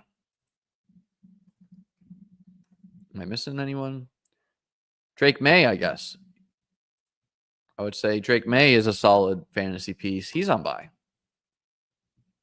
I know I definitely have a lot of teams that have like Bo Nix and Drake May together. Richardson. I mean, Richardson's barely advancing, but sure. Drake May, only 12% advance rate. Kind of surprising.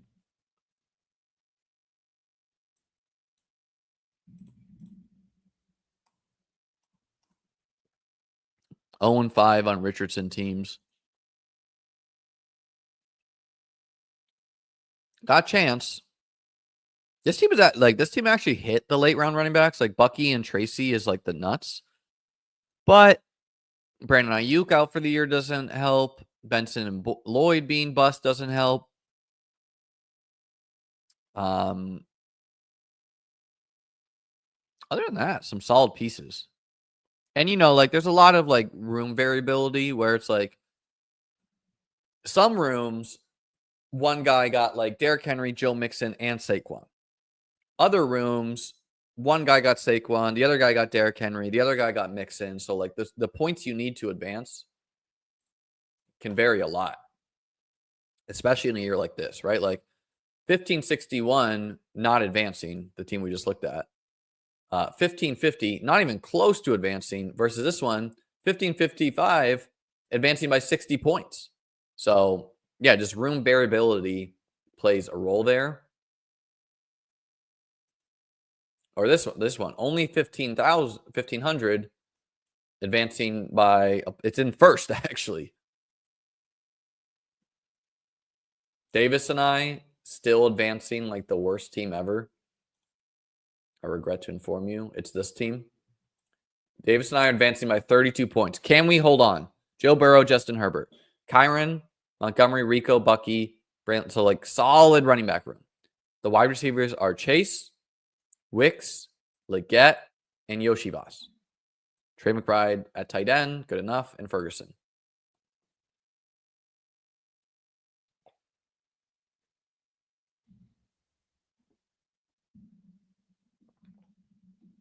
Yeah, I wouldn't bet on Josh Allen minus 200 to win MVP just because there's going to be one year, guys, where everyone's like, oh, MVP is a quarterback award. And then all the voters are going to be like, you know what?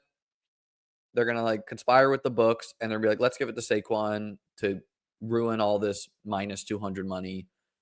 So there's going to be one year like that. But if you're trying to like make any bets, I wouldn't bet on like Josh Allen minus 200. I'd either bet Bills plus 140 at the 1 seed, or I would bet Bills to win the Super Bowl. Like those seem like better bets to me. Jamar Chase doing some heavy lifting for me overall. 12 of my 20 teams are Jamar Chase teams. I think it's interesting to see who you have as first round picks. Just Jamar Chase, 43% advance rate, scored touchdown again, of course. Clearly the best pick. I wanted to have him as the 101 last year, and we would have been right. We would have been right, people who were with me on Jamar Chase last year, but he got hurt, right? Injuries play a role. So I don't, Chase is on, so it only leaves 8 other teams. Amon-Ra, I got one Amon-Ra team. And I like that it has T. Higgins because it's leverage off of Chase, right? I think that's smartly made. Team so-so. It's got some pieces. Kyron Walker, Rico Bucky, Burrow Goff, Amon-Ra Mike, T. Higgins, Shakir, Pearsall, Michael Wilson, Robinson, Bowers, Conklin, Gesicki. Pretty decent team. Drafted early. Puka Nacua is picking up one of the teams for me as well. This team was drafted the day the NFL schedule was released. Firmly going to make it. Daniels, Stafford, JT, Chase Brown, Ford, Rico, Chuba. Puka, Devonta, want him to come back, obviously. Terry, Calvin Ridley, Brian Thomas, Christian Watson, DeMarcus Robinson. This team is really nice. Trey McBride, Jonnu Smith. It's not perfect, but it's pretty nice. JT, a very low advance rate piece, who, is playing all the snaps, right? We talked about the Bengals shutting it down. Don't know. Okay, so Amon-Ra, Puka are 2 of my teams. What does that even leave? Like Bijan? Am I getting any Bijan through? Probably not. One team. We got one Bijan in. Herbert, Bijan, HN, Kyron, Mixon, Ladd, Addison, Shakir, Judy, Downs, McBride, Kincaid. So, okay, we got one Bijan, one Amon-Ra, one Puka. We probably have some CeeDee Lamb. One Lamb. Lamar, Montgomery, Pollard. Hopefully Trevor plays. Charbonnet, Gibson, Vidal now seems like something. Lamb, Neighbors, Moore, Flowers, Keon, Mechie, Lone Mechie, Bowers, Schultz. This one, I guess, has a chance. No quarterback this week, though. That's not great. Man. Montgomery and Kamara as anchors and then just blanked out. Wright, Ray, Kamani, Shipley, Steele. Not enough. Ayuk out for the year. Rashid Shaheed out for the year. Right? Like, that's just how it goes. Like, pretty well-constructed team. Dak out for the year. Injuries play a role. Nice wide receiver room.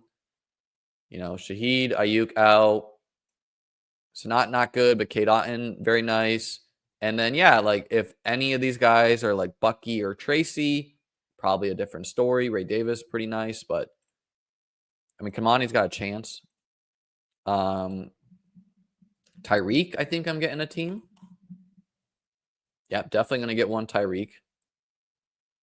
Lamar, Trevor, again. Saquon, Chase Brown, Rico. So 3 running backs. Tyreek, Neighbors, Bryan, Coleman, Leggett, Bateman, and Aguilar. I mean, Aguilar's out here running snaps, barely drafted. Kincaid and Bowers.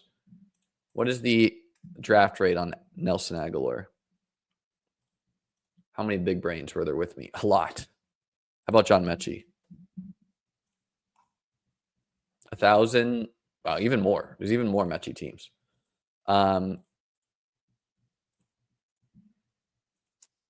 Justin Jefferson. Don't think I'm getting any there. 0 for 5. Breece Hall. 0 for 3. Garrett Wilson. 0 for 14. Oh, A.J. Brown. He's the other one. He probably has the rest of my teams.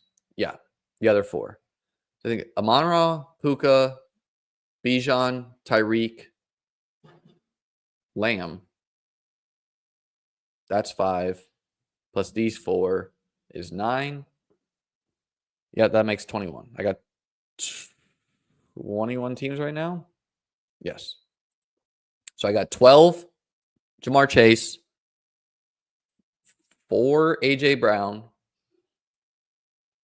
1 Amon-Ra, the Sun God, 1 Bijan, 1 Puka Nacua, 1 Tyreek Hill, and 1 CeeDee Lamb. So narrow path. I mean, obviously, I do not want Jamar Chase to shut it down, but it's a weird game we play. No one says that a first-round pick has to produce on your team to win.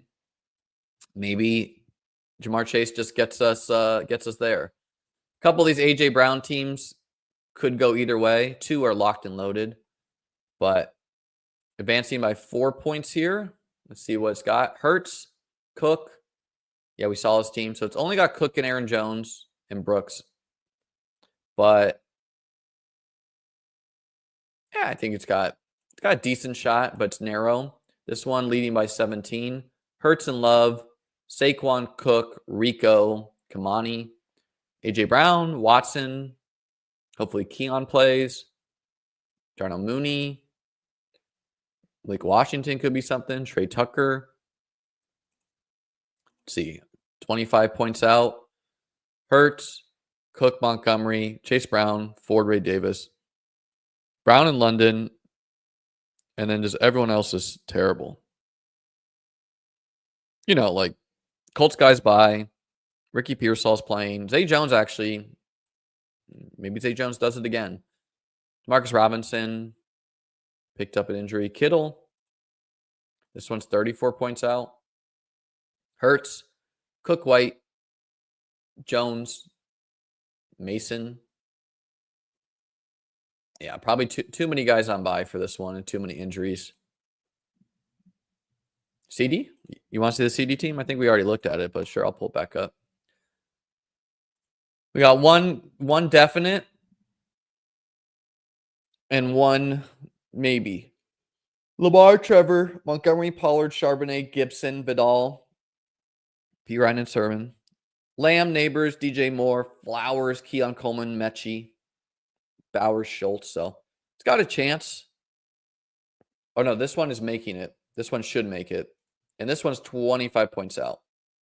Oh, yeah, we already looked at this one too. Not great. And our Jamar Chase teams, looks like we got a couple locked in there. A couple that could go either way on both sides. So we'll see here. We'll see here about these Chase teams. Chase Brown is a guy who is a lot more insulated from the Bengals benching their wide receivers. He might not be as much of a smash, but looks like I'm doing solid here. 4 are definitely making it. 1 probably will. A couple that could go either way.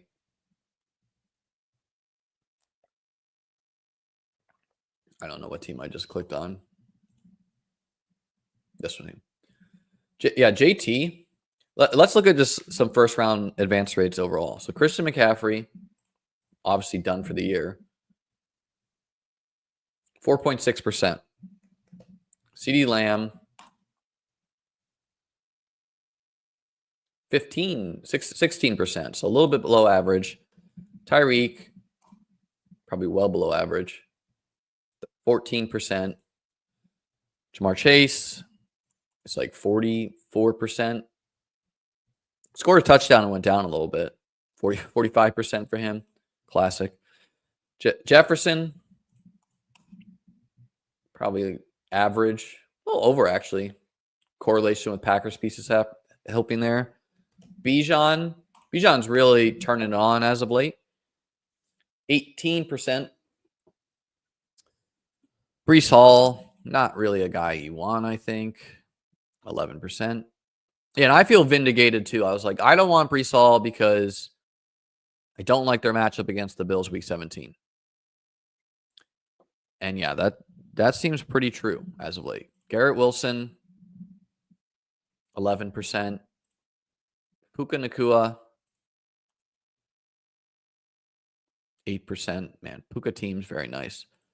I have a Bijan Puka team that just got unlucky, right? Like scored pretty well. Has got a lot of nice pieces. Bijan, Chase Brown, Rico, Ray Davis, Mason, Braylon Allen. But then Puka, Smith missing time. Flowers and Reed not doing enough, I guess. Downs getting hurt. I don't like this team looks like a playoff team, but I don't know. Just a weird pod, I guess. Because 1550 is making it in many pods, right? Finishing out the first round, guys. AJ Brown. How you looking right now? 15%, so below average for him. Pretty nice. He's obviously leverage off of Saquon. And Jahmyr Gibbs, who might be doghoused, I guess is our last one, I think. 16%. So yeah, everyone is Jamar Chase is, you're feeling the impact of him. Yeah, I mean I think a lot of people are wish casting this, right? I think a lot of people don't have Chase, and so they're like, Jamar Chase looked dead. And I don't know. I would just say maybe. Hey, Patrick, the creator of BBMD, says, I added a marathon leaderboard. Oh, I definitely want to check out that. Marathon. I have one team in the mix. It's too far back. Very nice that you got this. Okay, so top scoring team, 1871. And why I really want to see these is Underdog does not release the drafts. So we can now look at these drafts and see if everything's on the up and up. My top score team, oh, geez, fell off. I don't know if this is updated because, oh, it claims it is. Maybe it just fell off last night. This team just didn't get enough early season quarterback and doesn't have Saquon. Let's look at the top scoring team. I'm not winning the marathon. I mean, top 400 is nice, but 1,700, it was top 200 last week, by the way, from what I could tell, but it's not making up 140 points on multiple people, probably. Doesn't look like we can see the draft. Yeah, not giving me an option to look at the drafts here. Yeah, I can't look at the drafts, just rosters. No. Best Ball Monster. Doesn't work like that, man. Patrick is not hacking the sites. The sites need to give you the data. And Underdog supplies the data, and DraftKings does not. So that's why we cannot look at anything DraftKings related. Right? And why do companies not want to look at the... let's see if there's any friends and family in here. I drafted my marathons a lot different than my Best Ball Mania, where I did almost all of them at the end. And many of them I did running back heavy.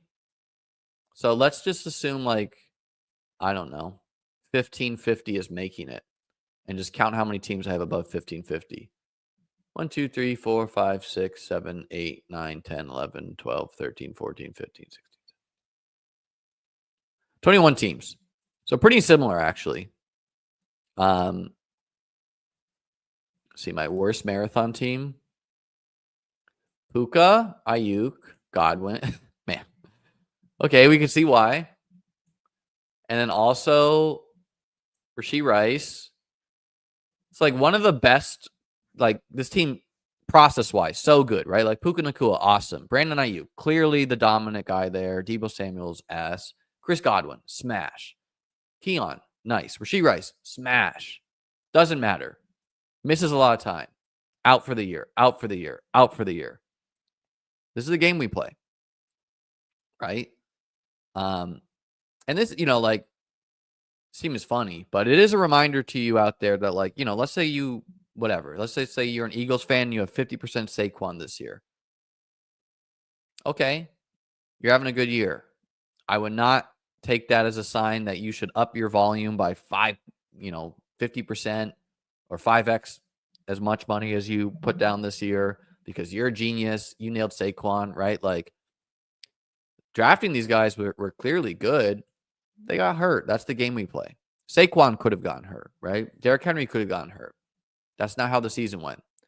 Running backs here also, most were bad. Charbonnet, okay. Mitchell got hurt. Ray Davis. Some bad guys too, right? Like Baker, but just funny that, like, so many good players on the lowest scoring team. Don't think anything's these are not even in the mix, I would say. Not surprising that the top scoring teams have a good running back room. Good, but not Saquon good, right? Like, what would it have taken this team to be contending for first? Well, one, Achane swapped to Saquon, and two, probably like Caleb Williams swapping to Jaden Daniels. Gets you way more points. But, like, the tight ends are smash. The wide and Neighbors is okay, but he probably needs to swap to, like, Mike Evans or something like that. Jonathan Brooks being anyone else would have been nice too. So, yeah, like, close, but no cigar.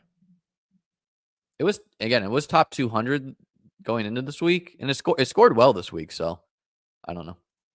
But nice that he got the marathon in there.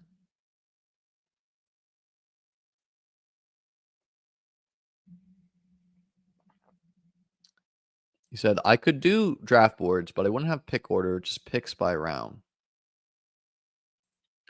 I still think it would be nice because, like, right now there's no way for us to check. Like, I can check the integrity of Mythology's draft here, right? And I can see if, someone went Drake May and then Bo Nix in the first round. For the marathon, I can't. I can't see, like, I don't know. Did Zane draft well, or did he have people who drafted, like, whatever, Drake May in the first round and Bo Nix in the first round? By the way, can we talk about how the top scoring team in this has Zay Jones and Rondale Moore and Tyler Boyd on it? So already we're looking at 3 effective zeros. Ty Chandler, also a terrible pick. Terrible pick, Ty Chandler. And Zeke, terrible pick. Right? Like, my God, if this guy had drafted Rico Dowdle is the Saquon, Josh Jacobs, Kamara drafter going to draft those guys? Probably not. So let's see what has him leading. Burrow and Mayfield, nuts. Saquon, Kamara, nuts. Jacobs instead of Derrick Henry, not nuts, but good enough. Zeke and Chandler, zeros. Chase, nuts. Like, you have to have Chase to be leading this. Cup, good enough. Brian Thomas, nuts because it was Chris Godwin and now it's him. Lockett, not good. Downs, very good. Bateman, okay. I mean, I'm kind of shocked this team is leading. Kittle and Goddard, like, if someone showed me this team, I'd be like, yeah, it's scoring okay. Now, of course, there's still games to play tonight, so I don't think that team will win, though, by the way. This team, I think, already has a better chance, not looking at the full team, but same players, but then it has Bucky and Tyrone. J.K. Dobbins obviously out. Burrow, Purdy, Herbert, Bowers, Goddard. So it's got Bowers instead of Kittle. Chase, Moore, Cooper, Godwin out. Bateman, McMillan, Washington, Slayton. I don't know. It's close. So 1871, 1865 is leading the marathon. Best Ball Mania is obviously a much larger contest and also was drafted throughout the year at a higher volume where most of the marathon volume came late. But pretty crazy that your leading marathon score is 43rd in Best Ball Mania, right? There are 44 teams that would be leading the marathon. And I'm sorry if you are watching and you have one of these teams, because these teams are worth $0 in the regular season. I mean, they're worth their playoff equity. But this team right now is winning $300,000. So that's how it goes. Drafters, I had some drafters teams too. I don't think any are doing well.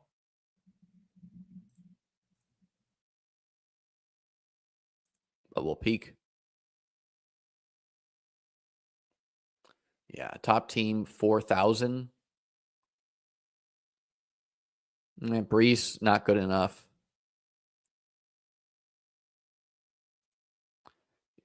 One of my top teams was the second one I drafted. Saquon. Yep, nope. Looks like we're not winning drafters either. So putting all our eggs in winning this Best Ball Mania, winning the DraftKings Millie Maker, winning the DraftKings 555. Is the DK Millie going to have wildcard teams this year? Yes, it will.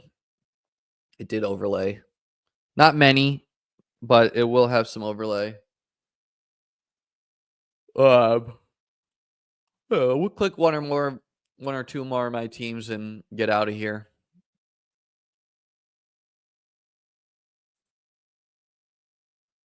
It's the Herbert team. Solo Herbert. Come on, Justin. Can you take me higher? Saquon. How am I doing my Saquon teams? 40%. So funny that all my Saquon teams were like around the 4th of July. See, Saquon and Eagles the 4th of July. You saw the connection there. 0-0s. Oh, yeah. Last thing we'll do before we get out of here, because we had 2 more big additions to the guys out for the year. And that would be Austin Eckler and Dobbins. So help me out, guys. Let's see how many advancing teams are in the field. Rashid Shaheed. Only doing expensive guys for this. Zach Moss, Christian Kirk. They're almost all wide receivers.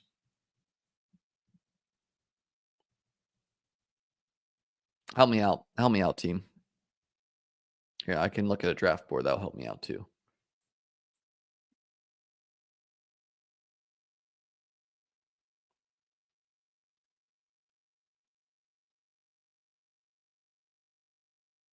Diggs. I don't think I had.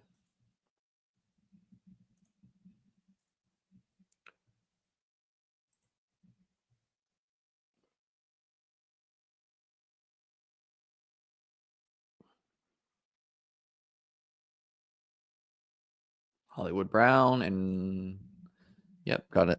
Going to include Hollywood, of course. Probably just doing like round 10 plus zeros. Because who cares if you have like, if I have Malachi Corley and you have Rondale Moore who's out for the year, that's not like a huge edge for me. Olave, yeah, there's like some chance he returns, but I'm going to get him in there. Thank you.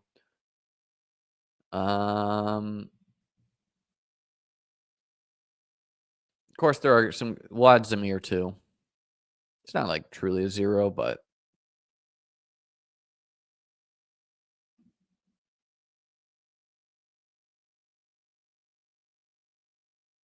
yeah, like Mike Williams, an effective 0. Gabe Davis got it. So Davis and Olave are the 2 guys I need to include right now. I don't know how severe Downs' injury is. Taysom Hill doesn't matter for underdog because he's a quarterback.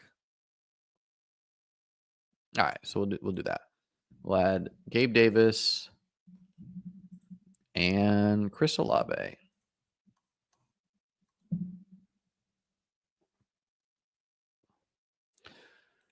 I think you could do worse than scoop up Thielen. I think the hardest thing for the Panthers offense is it's going to be Thielen, it's going to be Leggett, it's going to be David Moore, it could be Jalen Coker, it could be Tommy Tremble. The running backs could be there, so it's like they're all okay as desperation dart throws, but I don't know if much more than that.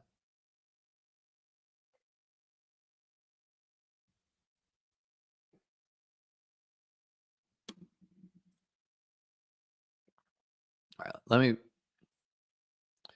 I don't know what's happening, but it just ran, and then it's only holding my Saquon teams here.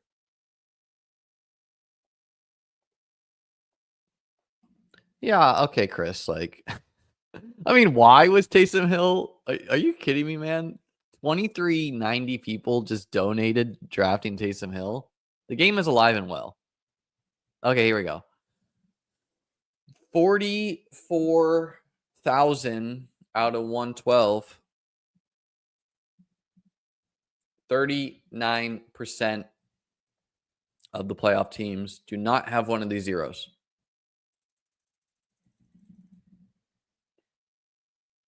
Wish I didn't do that because I wanted to look at my teams.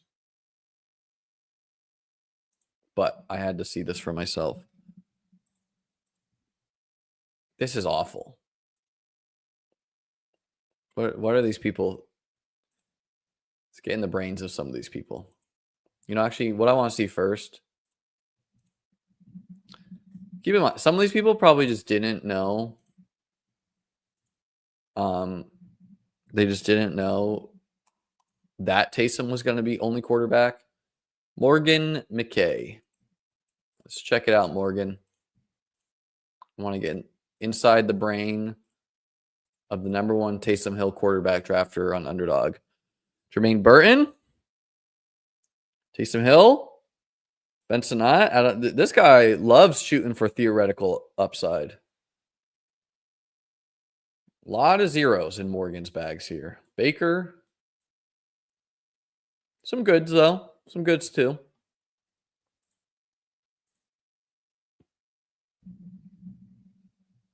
$32 slows.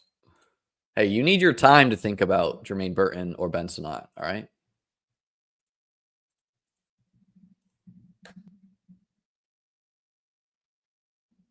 Yeah, one of the worst picks, right?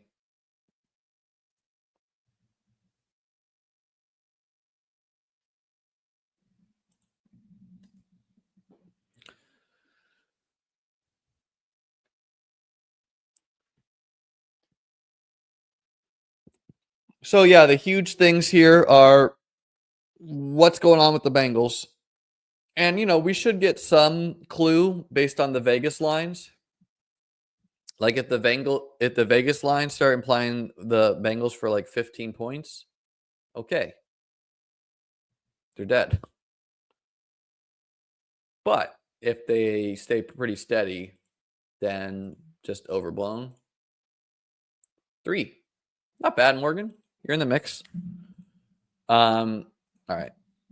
Now I stupidly have to do this again. Before we get out of here, we'll look at my healthy teams. Rice, Diggs, Gabe Davis, Godwin, Brandon Ayuk is a big one for me. Christian Kirk, Zach Moss.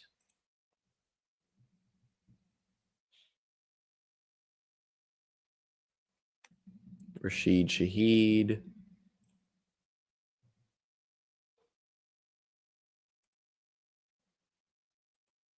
Hollywood, thank you. I barely drafted Hollywood, but get him in there.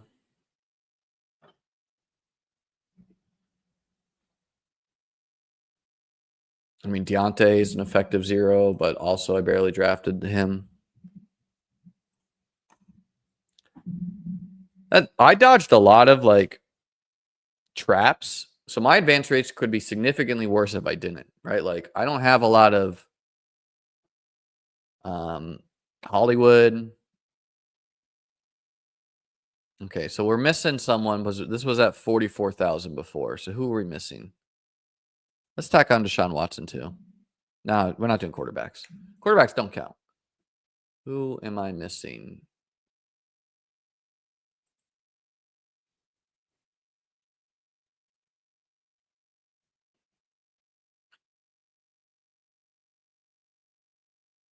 Diggs, I think I got.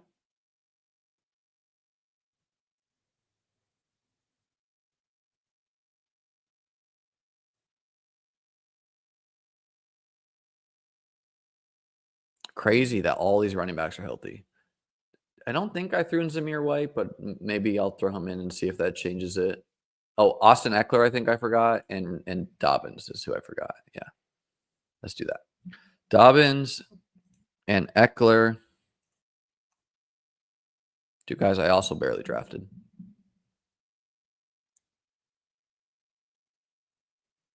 Is Dobbs injured? Just a concussion. So, yes, but no.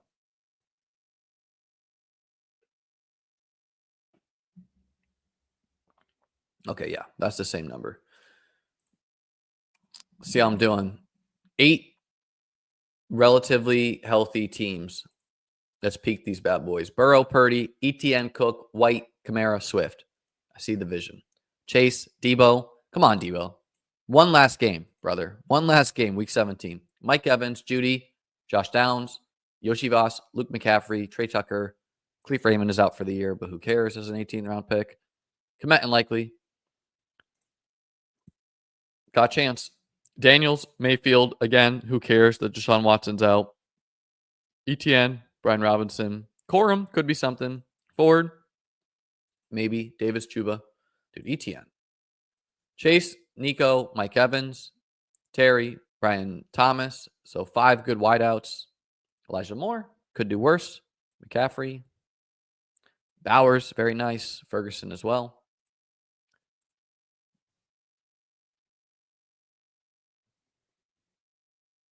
Purdy, Rogers, Mayfield, Gibbs, Cook, Connor, Swift, AJ Brown, Tank, Zay, Mike Williams, Downs, McMillan, Robinson, Trey Tucker, Kittle, Njoku. Pretty nice. Our 4th team, Daniels, Stafford.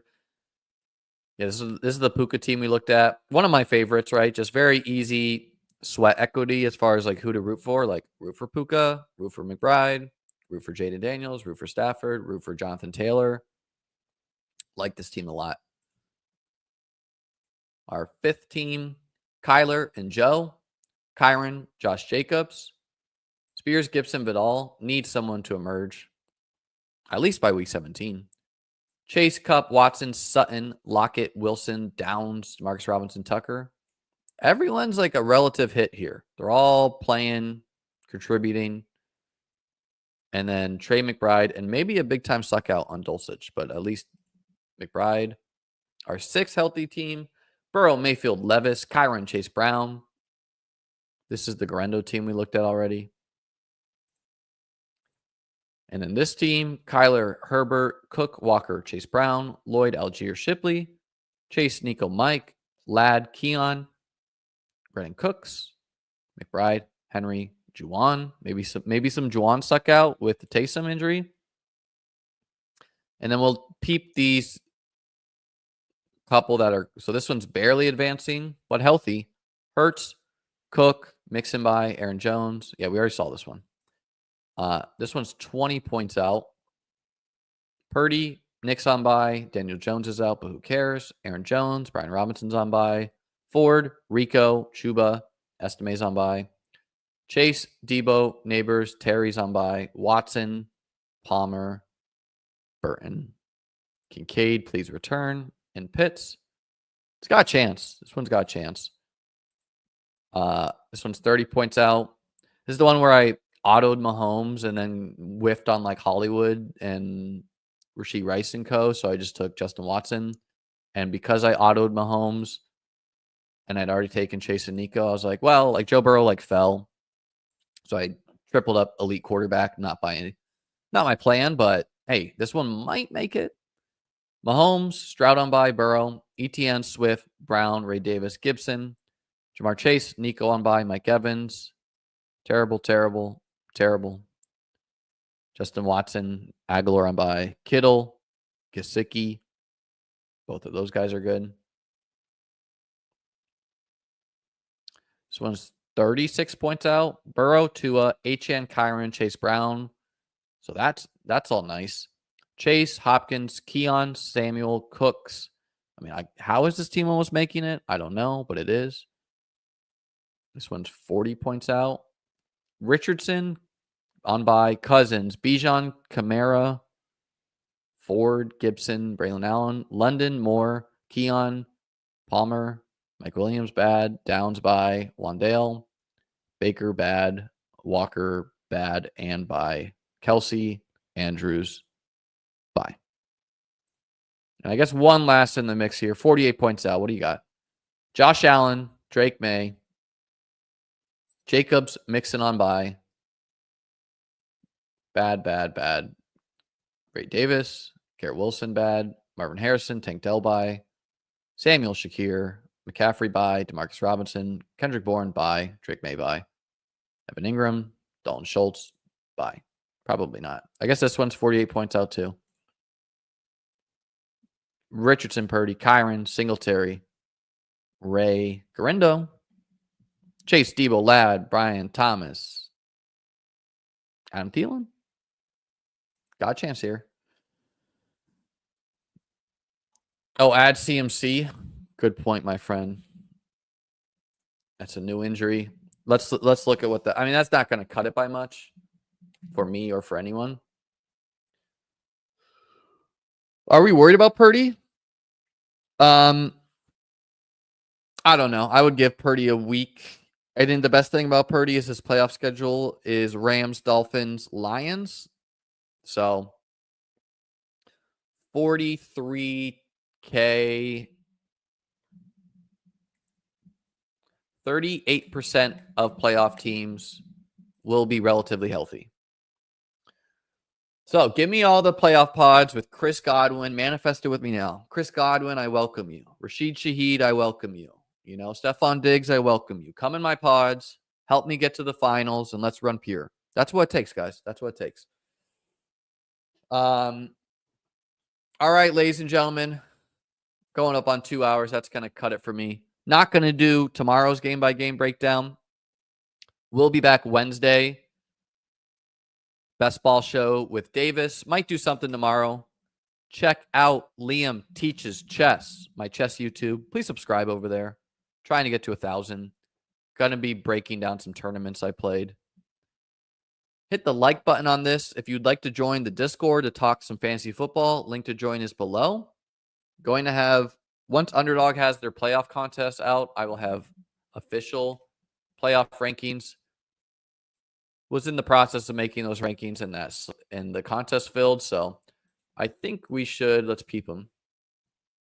Don't think we have anything right now. But we should have the early edition of the playoff contest soon.